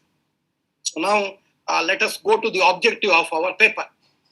So here I wanted to discuss the importance of ICCT underlying technologies towards developing super intelligent machines which can overtake human thinking and human made decisions. Then to show the interdependency of ICCT underlying technologies based on previous and current scholarly research publications. Also, I will analyze the future perspectives and new research opportunities during combination of two or more ICCT underlying technologies with the special emphasis on cyber security and forensic science in primary, secondary, tertiary, and quaternary industries. I don't know how much of these objectives will be realized today in my presentation, but my paper, which will be also available in published conference proceedings, where you can find a solution for all these objectives. Now, coming to interdependency of ICCT underlying technologies. The first interdependency I have seen is between cyber security and blockchain technology. These two technologies are considered as they are complementary technologies. The PPT is not moving. Not moving. Mm-hmm.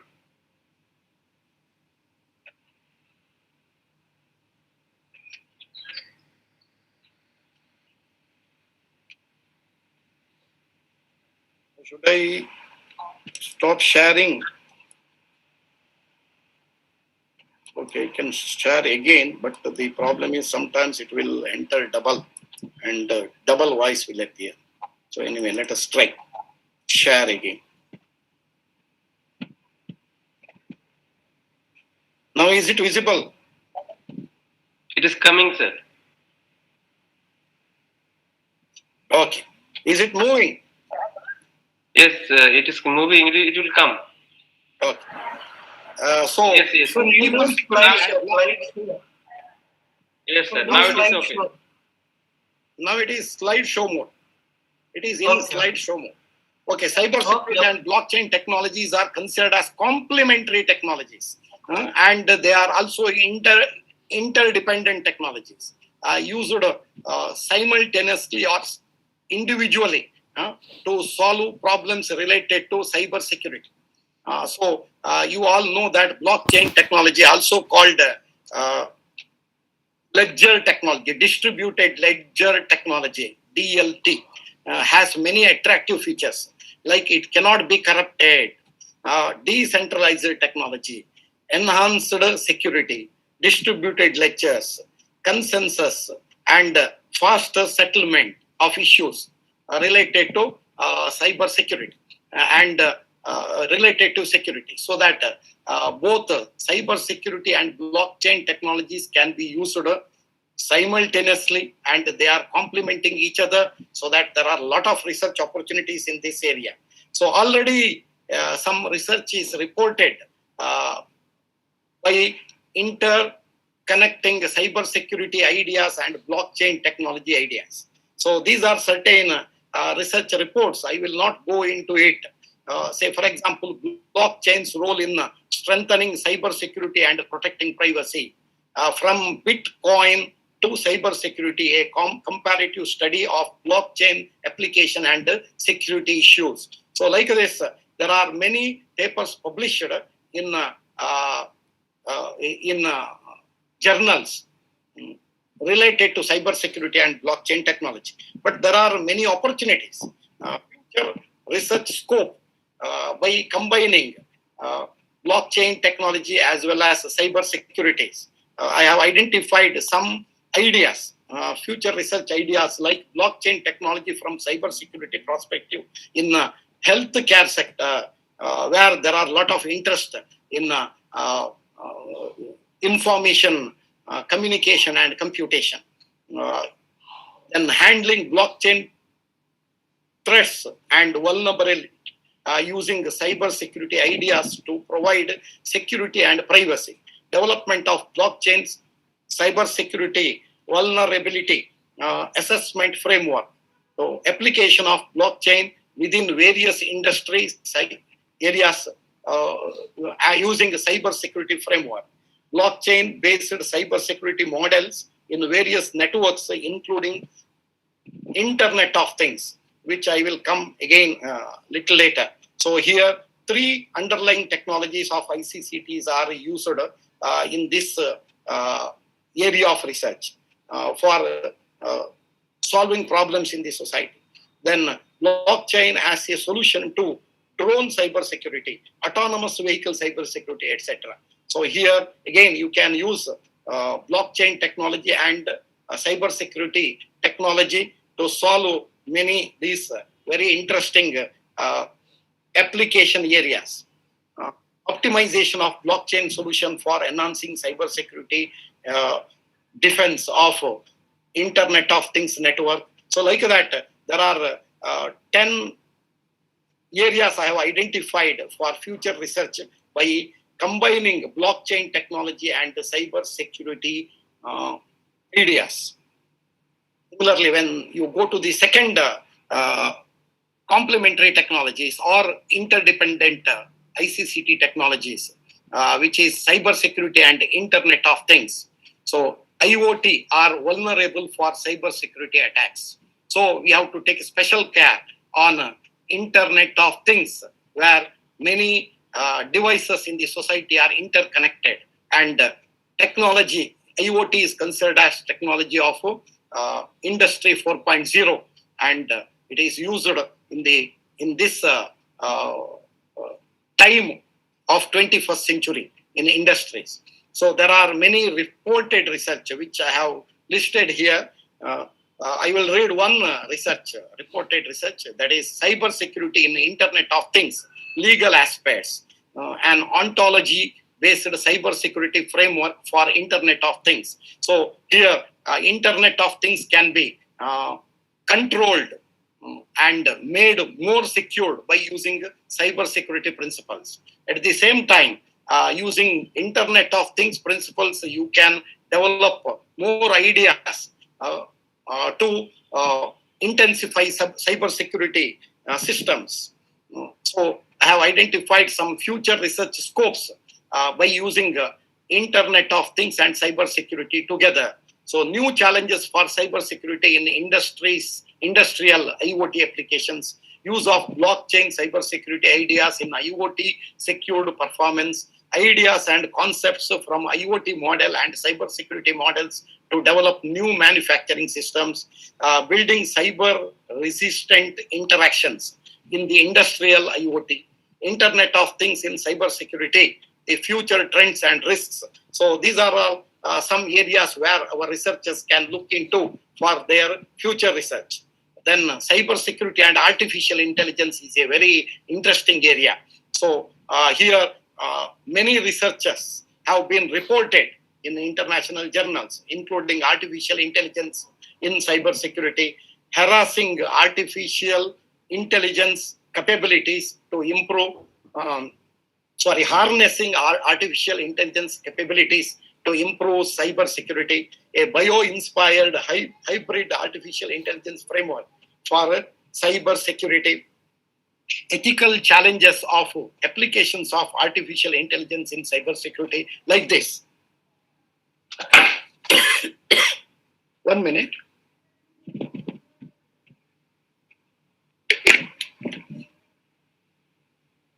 Similarly, there are many new ideas to use artificial intelligence and cyber security systems to solve industry problems, social problems, including artificial intelligence in cyber security can be used. Then cyber security for artificial intelligence, new ideas you can develop. Providing cyber security using artificial intelligence is emerging in future days. Role of artificial intelligence, machine learning, and deep learning in cyber security is also an interesting topic. Then ABCD analysis of artificial intelligence in cyber security. What are the advantages, benefits, constraints, and disadvantages of artificial intelligence techniques usage in cyber security while providing security to devices and networks. Similarly, cyber security and cloud computing is also have interdependency characteristics. So there are many research based on interdependency of cyber security and cloud computing is reported. I will not go details of it. And there are some ideas to do further research like cyber security in cloud computing based environments, its pros and cons. Then cyber security and cloud computing in various industry sectors can be also studied. Then cyber security and data science and business intelligence is considered as an interesting research area where there are many research papers published like 7 pitfalls of using data science in cyber security and security analytics, which is a new area where big data analytics, big data science is used for cyber security models and methods. Necessity of data science for enhanced cyber security. How data science supports cyber security process and systems is also studied. So like that, there are many research reports which connects cyber security and data science in practice. But there are further research opportunities like challenges of using data science in cyber security. What are the challenges? Like whatever the pitfalls shown in one paper. Then big data analytics for cyber security, where security analytics is a recently emerged topic, and like other analytics, you can discuss more about security analytics, which is one super specialty area of cyber security. Then principles of data science for enhanced cybersecurity, how cybersecurity is important in data science technology, new era of cyber-secured big data to data-driven security are some interesting issues while you study the interdependency between data science and cybersecurity. Similarly, when you think about interdependency of cybersecurity and 3D printing, so you know that 3D printing is an additive digital manufacturing system where you can build even a house also. Recently, IIT Madras has been built a small house of 1,000 square feet using the 3D printing technology, where here, while communicating the information or instructions to the 3D printer, there may be security breach. So you can use cyber security ideas in a 3D printing environment. So there are many reported researches and future research opportunities like 3D printing cyber security, detecting and preventing attacks, so that your printing should not be affected by the third party attack. Similarly, identifying positioning-based attacks against 3D printing objects and 3D printing processes. Cybersecurity for additive manufacturing. Similarly, cybersecurity for digital manufacturing. These all are certain new emerging areas where our researchers have a lot of opportunities to look deep into it and find new knowledge and new concepts, new models. Similarly, cybersecurity and information storage technology also have interdependent characteristics. Your objective is increasing the storage within a given device and giving a long lifetime for stored data. So during this stored information, security aspect is also important. So study on data security policy based on cloud storage is one research area. Similarly, ensure data security in cloud storage is also another area. So data security and privacy protection for cloud storage is another area. Whereas in our mass storage devices, without using cloud also, we should think of providing security for stored data and information. So enhanced 3-factor security protocol for consumer USB mass storage devices is one of the published research in this interdependency of ICCT underlying technologies. Similarly, I will skip a few slides. So cybersecurity and mobile business technology also has a lot of research opportunities. You can enhance the security part of information when you use or process information using your mobile device, as well as in mobile business models, e-banking models, e-business models. Finally, cybersecurity and online education technology is also getting importance nowadays. So many of our researchers are doing research in universities where they also get teaching opportunity. So they are using online education technologies. So how to protect your information using cyber security ideas is your challenge. So you can also think of doing new research on cyber threats to online education, security issues related to e-learning education, privacy and security issues in online social networks, security issues in e-learning platforms, then the implementation of e-learning into proper security education in universities, etc. are some of the new research which are directly related to many of our researchers who are also professors or faculty members in various higher education institutions. Then a very important interdependency is between cybersecurity and quantum computing. So our emerging ICCT technology, quantum computing has a lot of scope in future days. So here, based on quantum computing, you can increase the speed of processing and you can completely think of new environment where cyber security systems are going to be completely different. So current cyber security technology may not be useful and may not be usable in a quantum computing environment.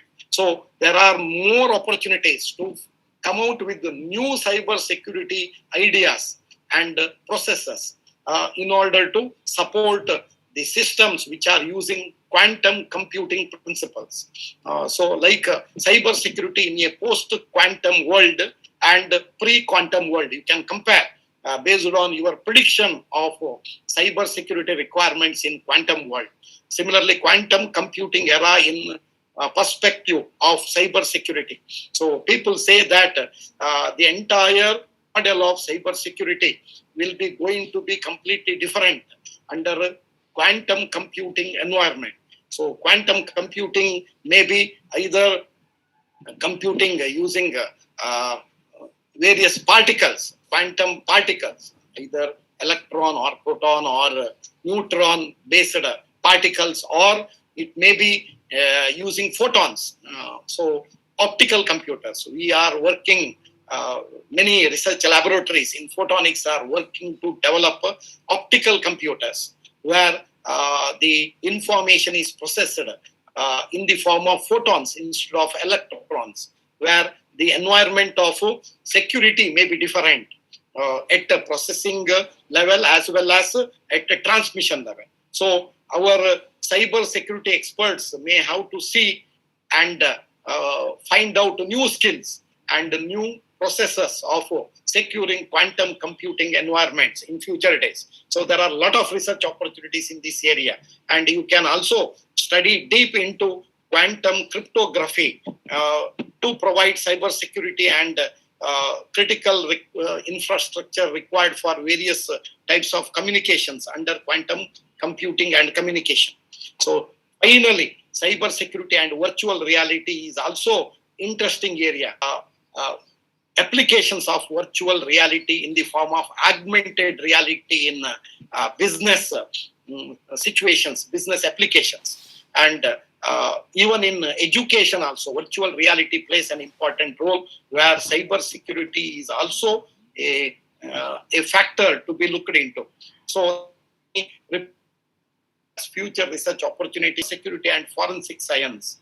So these two are also interdependent and interrelated.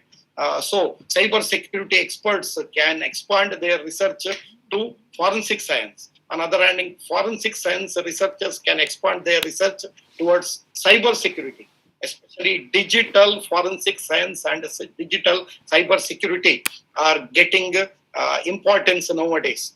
And cyber forensic science to diagnose digital crime is also one area where you can do a lot of innovations and come out with new models and predictions. Similarly, current challenges of digital forensics in cybersecurity, recent advances in non-invasive biosensors for forensics, biometrics, and cybersecurity, which have been discussed yesterday in forensic science expert.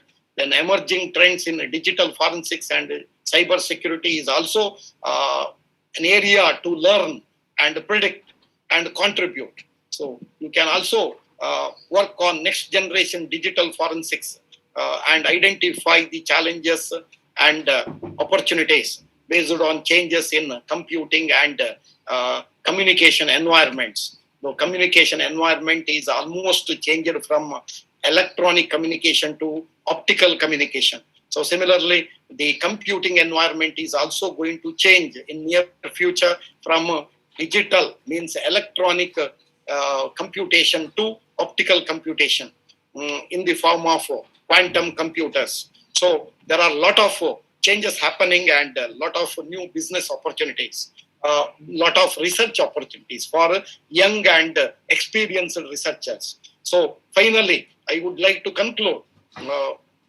that ICCT underlying technologies are emerging as the 21st century technologies. They are growing as independent technologies, but we can see some interdependency between these technologies, so that That's why they are coming under a single umbrella, that is ICCT technologies. So it is observed that they are also interdependent technologies.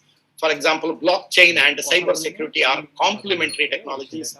By considering ICCT underlying technologies as interdependent technologies, the scope of application of these technologies can be multifold, so that there will be enhanced research opportunities for researchers to identify new area of research and provide new applications to the society to make the life of human beings comfortable. Huge opportunity for researchers in cyber security and forensic science as interdisciplinary research is also possible. With this, I would like to thank you. And the objective of this conference is provide ideas, concepts of existing research as well as future opportunities, so that we could able to provide both existing research during the yesterday as well as today, as well as some new opportunities based on the theme of international conference. I would like to thank everybody who participated in this conference, and I welcome you to attend the remaining sessions, which are really important research-based outcome sessions. So they are presenting their researches to the interested researchers, so that it will create further opportunity for think and do further research in these areas. Thank you all. Thank you, sir. It was a great pleasure for all of us. Your session was very interactive, very fruitful, and very much interdisciplinary in nature. You connected the technology with the business world, with the society, and with the education sector. There are a lot of technologies we learn through your presentation, through your research work. The ICCT we learn about the various technologies like the IoT, cloud computing, big data, cyber technologies, this ICT management, and even from this conference, we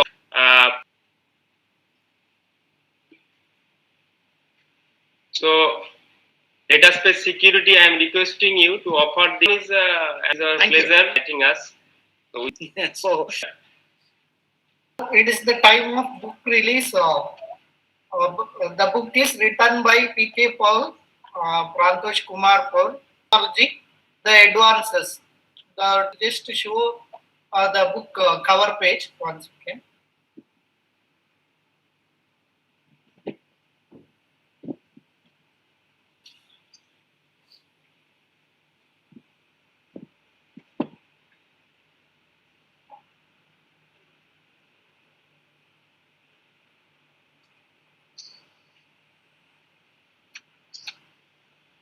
okay, Dr. P.K. Paul is a Yes, sir. very hard worker and multidisciplinary thinker.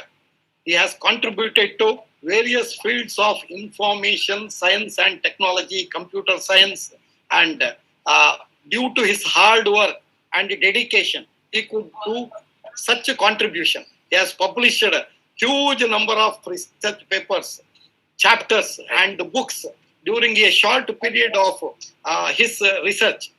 He is very young and energetic, dynamic, and because of his hard work and a vision to perform well, he could be able to become a role model to all our researchers.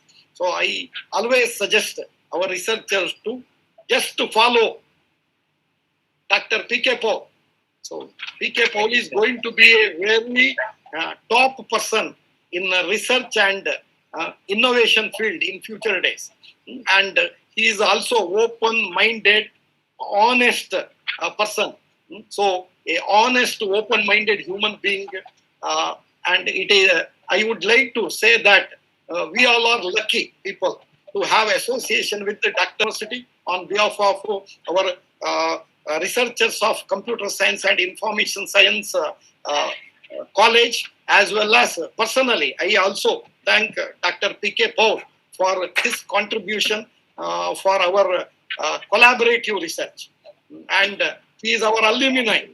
So he has done 2 master's degrees from Srinivas University, and he is a postdoctoral fellow of Srinivas University, and he will be also submitting his thesis for a Doctor of Science in the near future to Srinivas University. Thank you, sir. It's a and great have great future. Thank you so much. That Srinivas University always offer me the fellowship, scholarships. Even I am paid, but scholarship and Vishweswaraya fellowship, Chancellor scholarship, I am regularly receiving. So it is the opportunity of you, and it is the personality like you who always encourage me and motivate me. It is the students, it is the scholars, the other faculty members of the Srinivas University, of the Raiganj University, and all the associates where I am associated. It is their blessings. Thanks all. Thank you to all. And I hope in future also we could get many things in near future in the research and development. So now, without wasting much of time, we will move to our last session, that is industry session. This industry session is by the data space security. We have the fortunate enough because we have another very young and dynamic personalities with us. That is Sri Somiran Chatra. He is the managing director and CEO of data space security. Within very short span of time, he's become the role model in cyber security and have established a company which offered the solution and offered the training program, and also various kind of programs and education programs in certificate, diploma, postgraduate diploma, not only in cyber security but also in machine learning, deep learning, cloud computing, and so on. So now I request on behalf of the international conference to take the charge to Krishna Prasad K to introduce Somiran Chatra. Over to Dr. Krishna Prasad K, sir. Okay.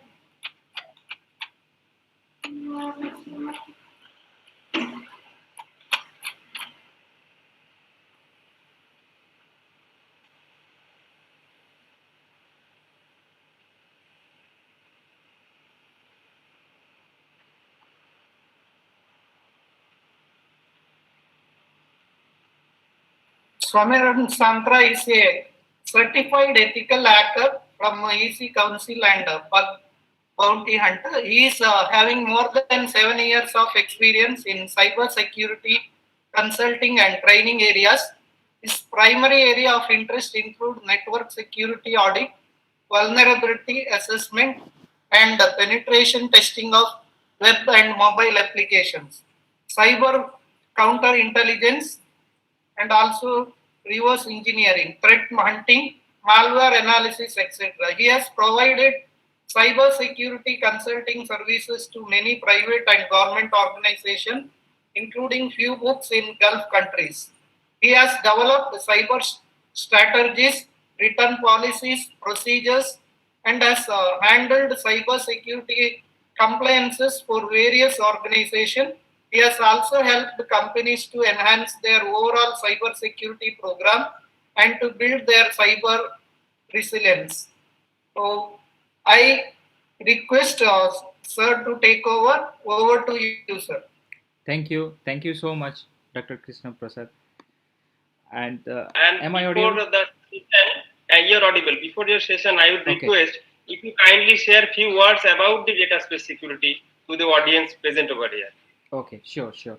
So data space security, basically we are into corporate world in the with help of companies to protect their data through the services like VAPT and the forensic services, and also in the VAPT where actually we detect and we eliminate the cyber security threats and all one by one, and then we prevent also like how they can prevent that things from recent cyber threats and all. So we are basically protect companies all over the countries, companies in through that like services like network, VAPT, web applications pen test and testing, and the iOS and the Android application pen test and testing. And we have another part for resource making, so to build skillful resource. So we do provide training also, to make ethical hackers, because right scenario in cyber security and the requirement in companies also, they need lots of technical cyber security experts. So data space security is basically look into this kind of aim. So where we provide for companies, we provide the solutions, and we are making the resource for futures things actually to protect the cyber threats and all. Okay, thank you so much. So today I'll discuss about cyber security for all. Okay, so just a minute. Yeah, so let's think like how. Yeah, just a minute. I'm trying to open my presentations. 1 minute, please.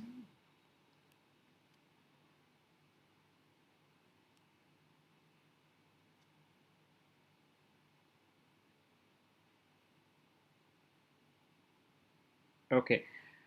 So actually, today I will discuss about like cyber security for all, and how data breaches happen for everyone. So, okay. So suppose we now we are connected in like over the internet, like a net over the internet, and we are communicating through the IoT device and social media and all. So the things is how how hackers can steal our personal information.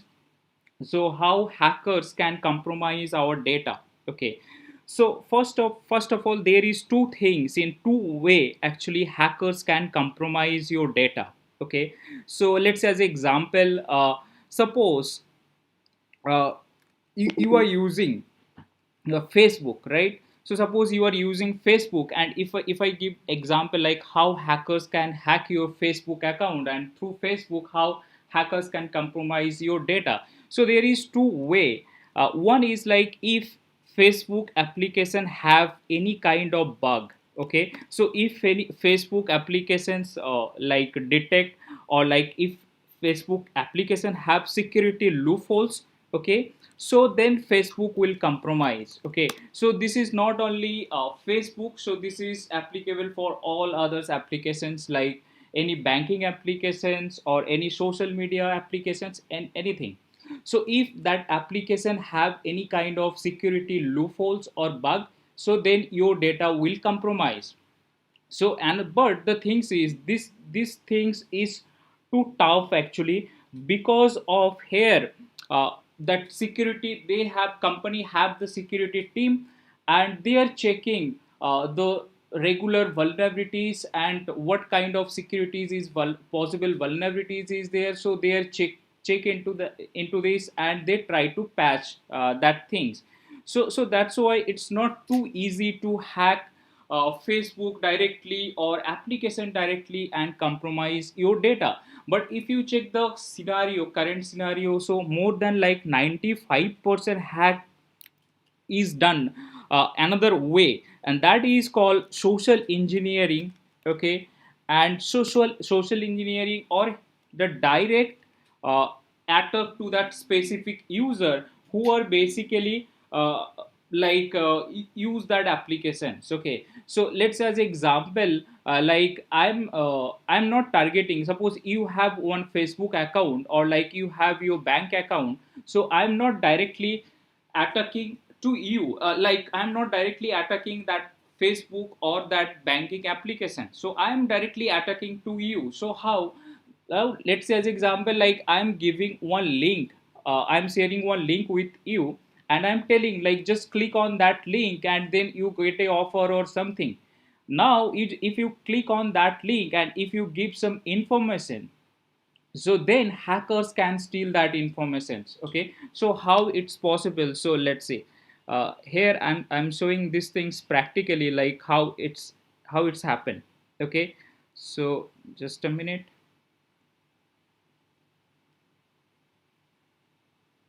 Yeah, so suppose here hackers send you one message. Okay, and telling like if you are login with your FB account. Okay, so then you get a offer or something. Okay, so let's say as example, yeah, so suppose you received one message in your phone, and it's mentioned like 50% off on Realme 20 mobile phones, but you have to log in with your FB account. Okay, then you can redeem only that offer. So now you can see in the screen like that Facebook, that login page is showing. Okay, so now the thing is, if victim click on this link, so now let's check what happened.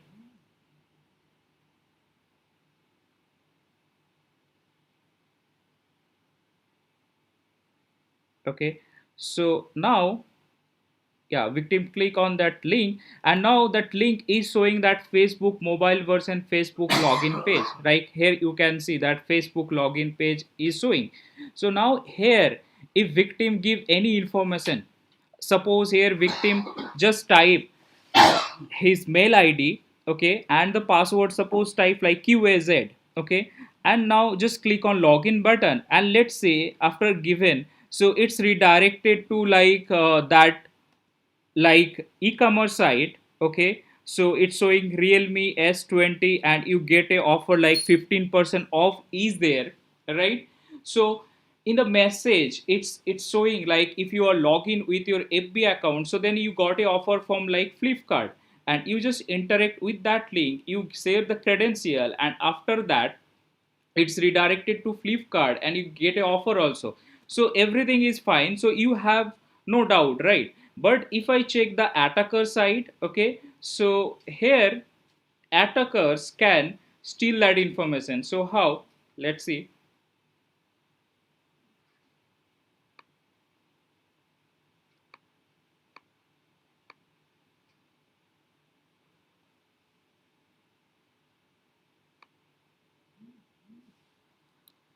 Just a minute, video is not moving. Try to open to others player.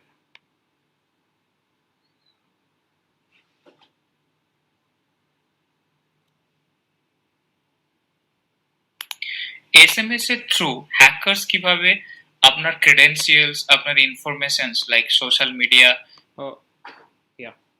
So now here we can see, yeah, so here this is the attacker side. So here attackers can easily capture my user ID, email ID and password. So my email ID here, I type like this one, samiranckr@gmail.com, and password QAZ, right? So here attackers can easily capture that.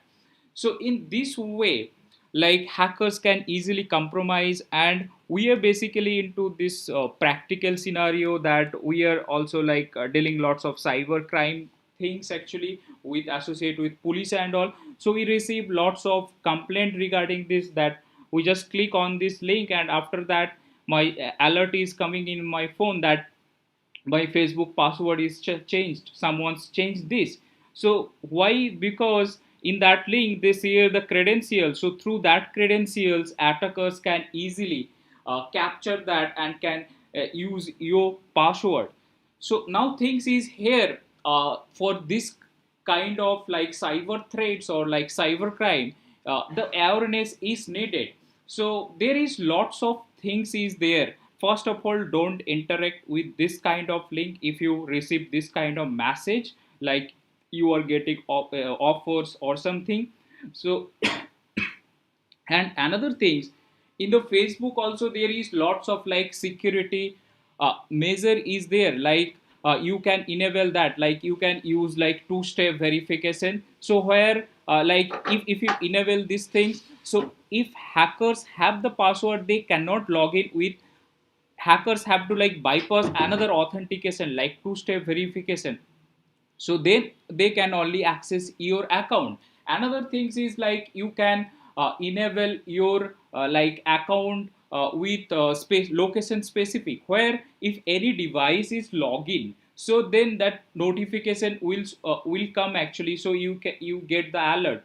And another things like there is another option in Facebook, so where you can enable, so like trusted account, trusted contacts, so where you can choose like 1 to 3 contacts. So if anything happened with your account, so then you can recover your accounts, right? So this way you can eliminate like if anything happened, if anyone expose your data or if anyone steal your information, so you can secure yourself.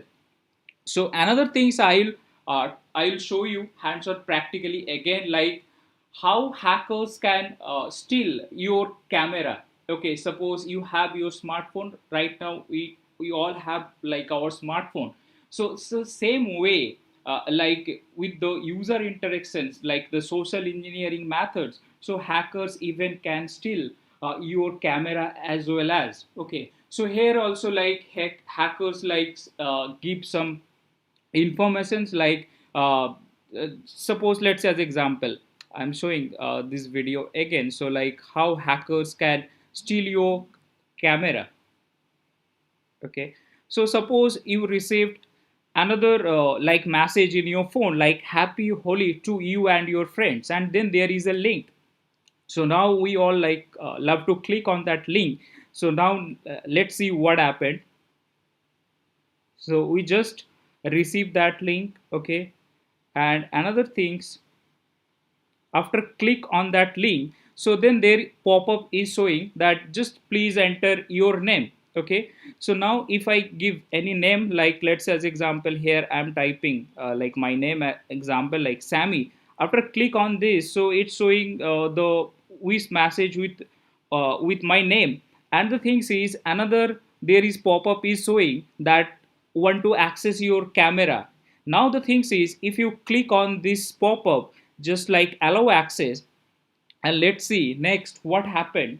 Like now hackers can remotely access your camera. Okay, and hackers can steal your peak actually automatically. So this is the attacker side. Here you can see that automatically it's showing cam file received. Okay, this is the attacker's machine. Here this is the Kali Linux machine. So here attacker try to listen, and here hackers can easily receive that live cam like peak of that phone. Okay, so let's see like if hackers open that folder, so just check like automatically randomly hackers receive that peak from that phone. Okay, so why these things happen? So it's technically same things here, like permission like camera, contract, GPS and all. But by default we are basically given all that information, right? Like we just click on continue button, but we did not check.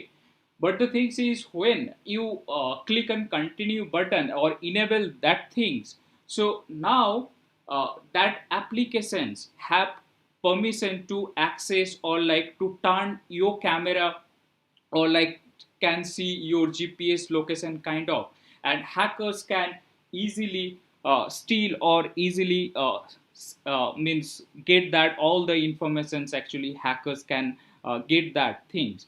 So like this is so dangerous, but we are not even check like how what things we are doing.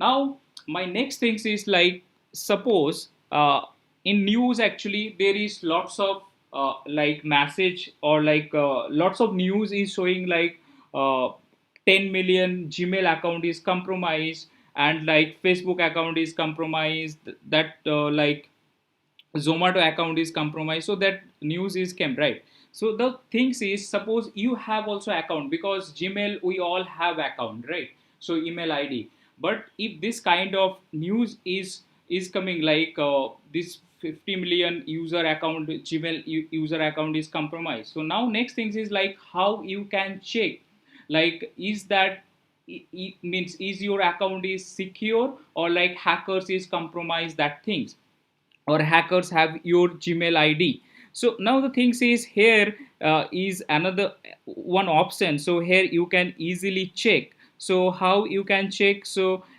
here you have to visit this site, what is my IP address and slash breach check. Okay, so now if you visit this site, okay, and here is an option enter an email address. Okay, so now if you want to check any, like you can check with any email ID, so is that data breach happened with that email ID or not.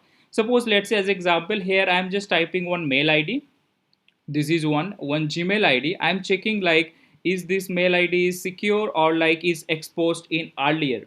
So I simple like click on this breach. Okay, So now let's see what happened. Expose is done in 00 wave host, okay, and 00 wave host is basically compromised in March 2015. Okay, so 2015 it's compromised with my mail ID is also there, means my mail ID and password is also compromised in that time.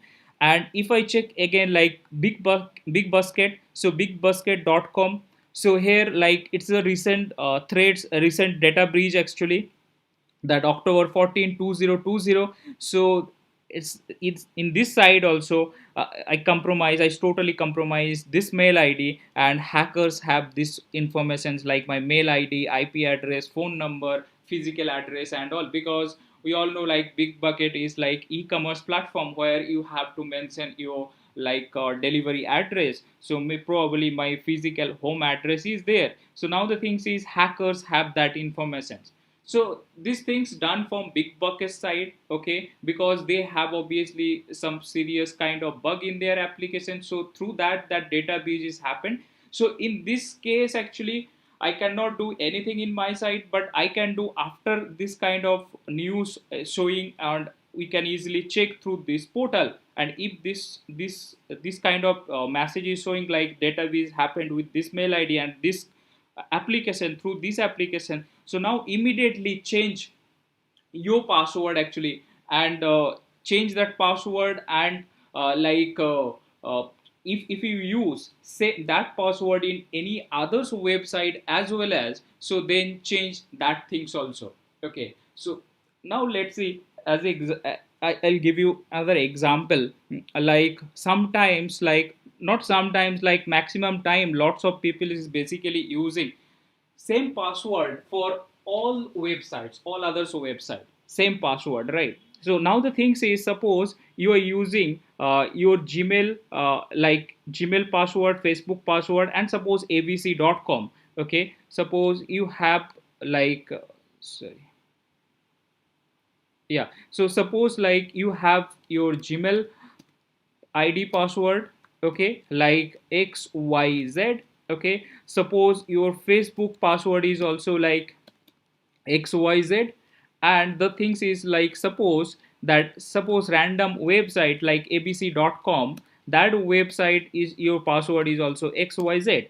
But the things is suppose Gmail is secure and Facebook is secure. Okay, so because they do lots of things in security, so that not things like it's 100% secure, but the things is in the security there is no 100% is there, because security always there is only extra layer kind of, and hackers can bypass that layer also, you have to put another layer, so that kind of actually. So but the things is it's Gmail and Facebook is more than secure than like abc.com. So now suppose hackers compromise this abc.com, okay, and hackers can steal your informations like that at XYZ, your email ID and the password. So now suppose hackers have that password like XYZ, now hackers can try this password with others website like Gmail and Facebook.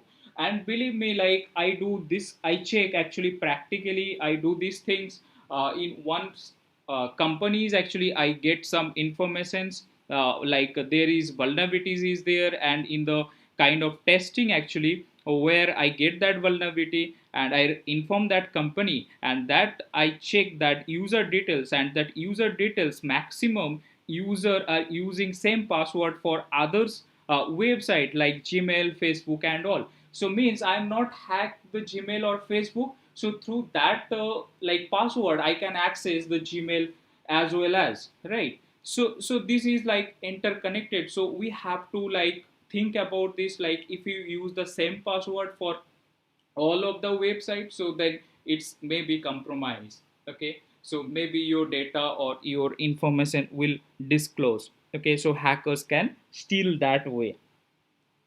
So now I'll show you I'll show you like one live practical demo, like how hackers can use help of like security bug, like security vulnerability, how hackers can hack applications. Okay, so the like the real example of it, but I'll show you that things in demo website, because the live I don't have permission to do. So one demo website I'm showing like how hackers can compromise, how hackers can bypass using like the vulnerabilities of application. So now let's see, as example, there is a bug, that security bug, and that bug name is like data tampering. Okay, so using this bug, actually hackers can basically uh, manipulate the parameter value and change in the parameters. Okay, and it can affect in application as well as. So how it's work in like in the application, suppose let's say as example there is a e-commerce website, like e-commerce platform, and in that e-commerce platform, suppose there is a like one product, like let's say as example like iPhone. Okay, and in that product, suppose that price is like 90,000 rupees. So normally what we do, like we just normally click on add to cart button, and then checkout button, and like pay now button. So when we click on pay now button, so then it's redirected to like that e-commerce site, to that particular payment gateway, like pay money, Paytm or something. So when it's redirected to that particular payment gateway, and like if Flipkart, or like let's say as example, like if that e-commerce site is not validate their like parameter value. Okay, so then we can manipulate it, or like hackers can manipulate it 90,000 to 1 rupees, and hackers can buy that product only 1 rupees. Okay, so how it's possible? So I'm showing one demo website. So here actually I'm using one tool. Actually this is called buff suite, and this is the industry's best tools. All of the companies like cyber security analysts use this tool for to finding the bug, or like for manual testing in web applications. Not only web application, any application like Android and the iOS application. And this tool is basically used for MITM kind of, means where you trigger the request from your browser like client end to the server. So in that meantime, actually you can capture your request, like what kind of request is basically going to server, and then you can check, you can modify, and then again you can resend to server as well as. So here I try to open this tool, and now this tool is basically configured with my Firefox browser, because on Firefox browser I have to trigger that request, means client end, and then through buff suite this tool actually it's hit in the server, and if any request response is also coming from server, so through this buff suite actually I can capture that response in my browser. So here it is the interface actually. So I just keep that part, actually I'm directly showing like because I don't have much time, so how we can affect that. So here suppose let's see as example, here I try to open one e-commerce website, suppose this one, and this one not live website actually, so demo kind of, so that's why I'm showing this thing. So here there is a product, like let's say as example this product. Okay, so here you can see that total price is like $69.95 I have to pay. So I normally click on like add to cart button. Okay, so now let's see, there is like two quantity. Okay, so and total price is like $139.90 I have to pay. So now I just click on like proceed to checkout button. So this is like the normal step. If you want to buy, so you have to do this. So now I just click on like standard, also like shipping method. Okay, so now here you can check like $139.90 actually I have to pay.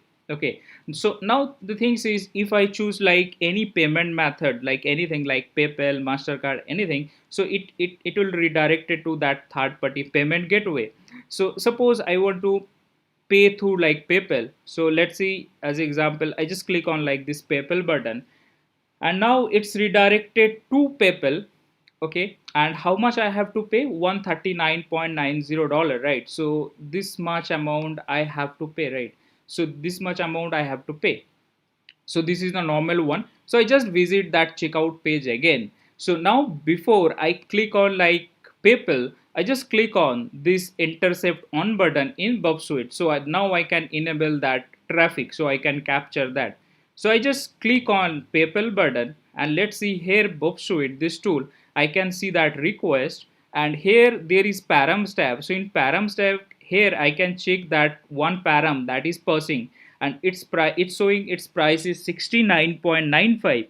So I just manipulate this like 69.95 to like 1.00 and there is like two quantities there. So now I just forward this request to server now of this and let's say it's redirected to like PayPal and this time how much I have to pay. So 2.00 USD. So why it is done? Because there is a application vulnerability. Okay, so means this is called parameter tampering. So that requires that I modify that specific parameter name that is amount underscore one. So they are not using the validation. So in that applications in the coding side there is a bug, so they are not using the validation. So with help of that bug hackers can compromise that and hackers can manipulate that and hackers can use this and can impact in the applications, can compromise that information. And in the same way for there is different kind of bug is there, okay, in the application, so where hackers can use that and then maybe hackers can compromise that things, okay. So this way it's possible. So for this kind of solutions actually the company need the VAPT, the vulnerability assessment and pen test and testing solutions. So where actually in the phase of vulnerability assessment and pen test and testing where the like the security analyst will check like what kind of vulnerabilities is there and how hackers can impact on that specific things. So like as a ethical hacker try to paint that things like as a black hat hackers way or like the thinking of hackers, so then can compromise that kind of risks, okay. So yeah, so now please let me know like if you have any questions or any doubt on this, please let me know, or like any specific question you have, so I'll answer. Audience, any question from audience? Then you could ask directly. If you have any question, Sir, I have a question, sir. Sure. In this case, you have mentioned the change in the price to be entered from say $139 to $2. Right. So how will it allow to modify the price? Yeah. So yeah, could you please highlight that particular Sure. point, sir? Sure. So if I show you again, like, so the things is in the server side, okay. So the Bubs, this tools is basically in the MITM kind of, it's a middle of like browser and then Bub suite and then server. So browser is there, okay, from request is triggered and then the Bub suite is there and then the server, that PayPal server is there. So now the things is when I made request from browser, so then now it's not directly going to PayPal server. So then that request is basically came into that Bubsuite one, and then I modify that things in Bubsuite and then I return to server. The things is like here you can check if I click on like intercept on button and if I click on PayPal, here I can see that params name. So the things is actually the vulnerabilities is they are not using the validation. So in the code side, developer have to restrict or have to use the validation that amount this specific parameters you have to like use that specific value, not like the kind of you have to pass like equal like that product price should be like 69.95. So basically developer are not using like the that kind of validation. So that's why before it's going to or before it hit to server, so I just manipulate hairs and then I forward that things to server. No, server is basically accept that thing. So for the application and actually you have to use the validation. So that means the request when it goes to the PayPal server, it allows you to make the changes. Right. Okay, sir. Thank you. Thank you. Thank you, sir. So the sir was the professor of the College of Computer Information Science University, Okay. Somiran Satra. So by the way, any other question from the audience? Okay. So I hope you enjoyed the session. And one more question, actually not for Samiran Satra sir, for PS Saital sir, one question was there. I just seen this question. The question is the cryptocurrency is not so much popular in India. So what is your opinion regarding this, PS Saital sir? What is your opinion? The cryptocurrency is not so much popular in India in compared to other developed countries. Okay. See, we are in the process of globalization. The objective of globalization is to have a single currency for entire world. One day it will happen. We will have a single military for entire world, single judiciary system for entire world, and we will have a single currency for entire world. So at that time, this kind of cryptocurrency may come into picture, and when everybody is using digital currency, we may need a single currency for entire world. So even the cryptocurrency in current status like Bitcoin may not be the single currency for entire world, but there will be a single currency for entire world in one of the day in future days. We don't know when it will come. It may be in the 22nd century or 23rd century or 24th century, but there will be a single currency for entire world. So on that day, this cryptocurrency model will be realized and it will be useful for the society. Now this is only it is a principle or it is one option, and it need not be accepted by all the countries at this stage. But the model will give an idea about how to have a single currency for entire world. Thank you. Okay. Thank you, sir.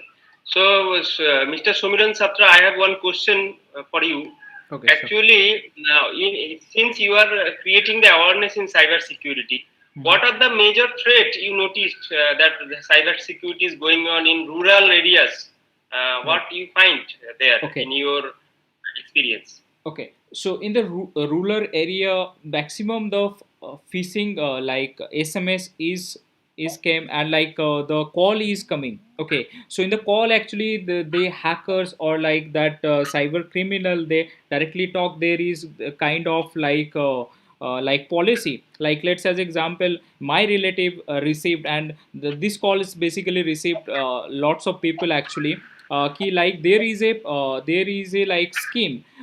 If you have credit card, so then if first you have to pay like 2000 for like SBI credit card insurance policy, and then actually after like if anything like your credit card information is exposed or like hacked, so then you get that entire money return. Okay, so this kind of call is come, and then hackers directly tell like you have to pay through that specific link.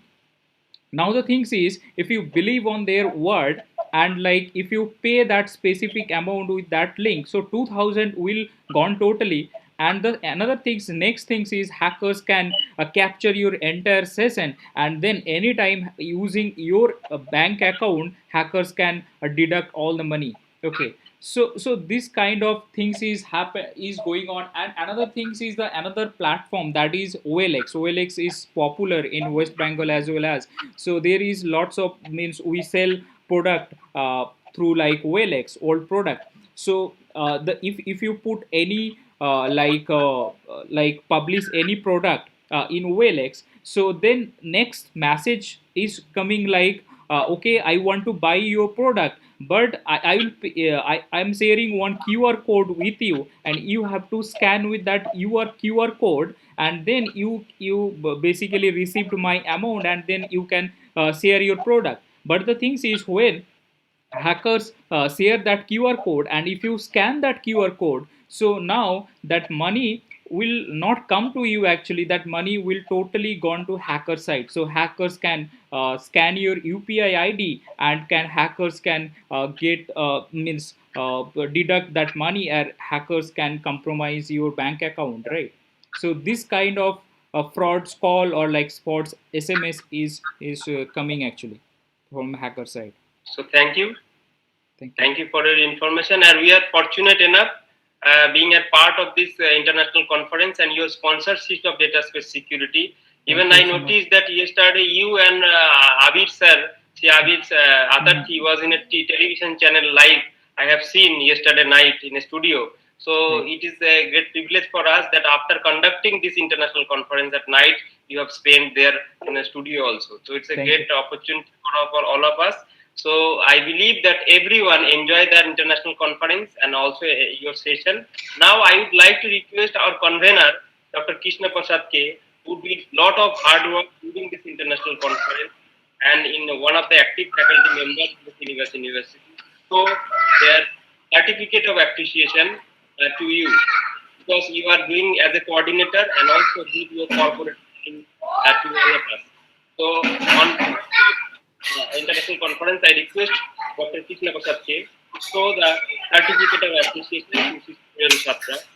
Thank you so Sir, much. kindly Accept- accept, I accept kindly this. accept this token of appreciation on behalf of Srinivas University and entire international conference. Thank you so much. Thank you. Thank you, sir. Thank you. So now we are in the last stage of this keynote lecture and also invited and this lecture. Now is the time for ending of this lecture session.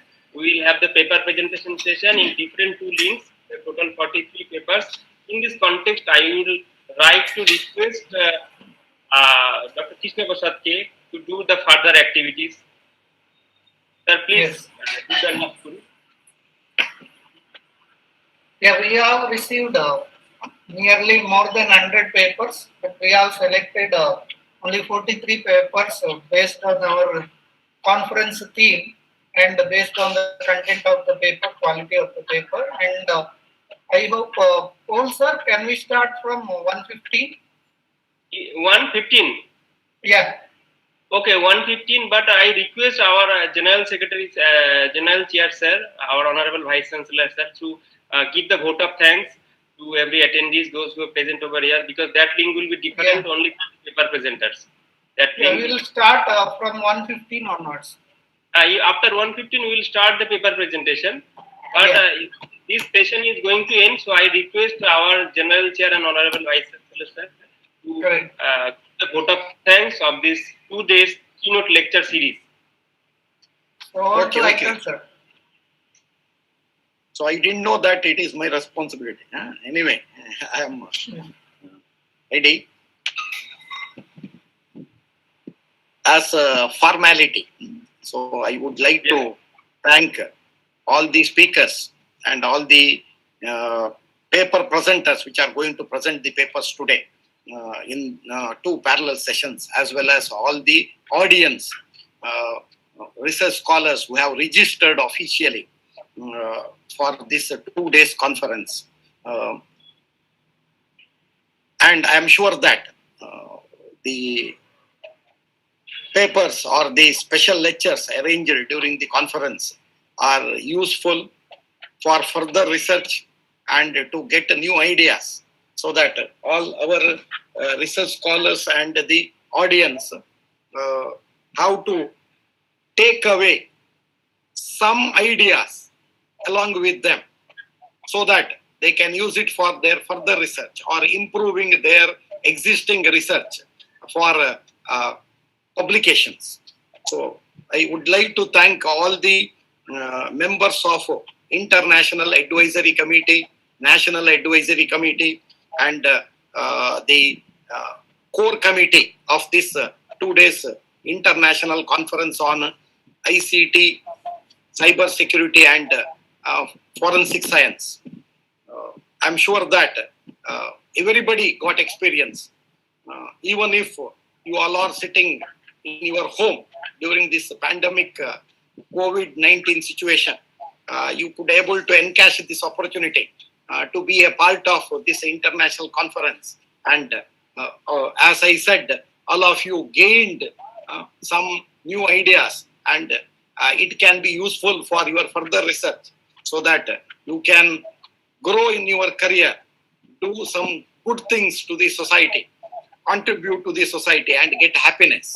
So enhancing knowledge and skills and positive thinking is the essential for human being. And I am sure that based on incorporating research component in higher education, all undergraduate students, postgraduate students, and the research students will get satisfaction for their contribution, new contribution to the society, and it will enhance their happiness also. So I especially thank Dr. P.K. Paul, the general, the person who has taken the leadership of arranging this international conference. I also thank Dr. Krishna Prasad, who is the convener of this conference. I would like to thank Professor Netravati and Professor Jayantila Devi, who have worked as co-convener for this international conference. I would like to thank the faculty members, including the Dean of College of Computer Science and Information Science of Srinivas University, for their contribution to this 2 days international conference. I would like to thank all our collaborators of this international conference, including the Vice Chancellor of Argentina University, as well as the CEO of Data Space Technologies Private Limited, India and Dubai. So through many researchers' contribution, we could able to complete this 2 days international conference in a appropriate and meaningful way. Thanks to all. Thank you. So thank you, sir, for your motivation and guide to us. Now, as Krishna Prasad sir already said, everyone will join the track 1 and track 2 as per their acceptance notification of the paper. And this link will be available only for 10 minutes for the feedback link. So I request CEO of Data Space Security kindly again for this feedback link for 10 minutes, and after 10 minutes close this Google Meet. So for 10 minutes you could give this feedback link. Okay. So now we are concluding. We will meet at 1:50 under leadership of Krishna Prasad K, and also we will have one professor from Chandigarh-based university called Chitkara University as a session chair.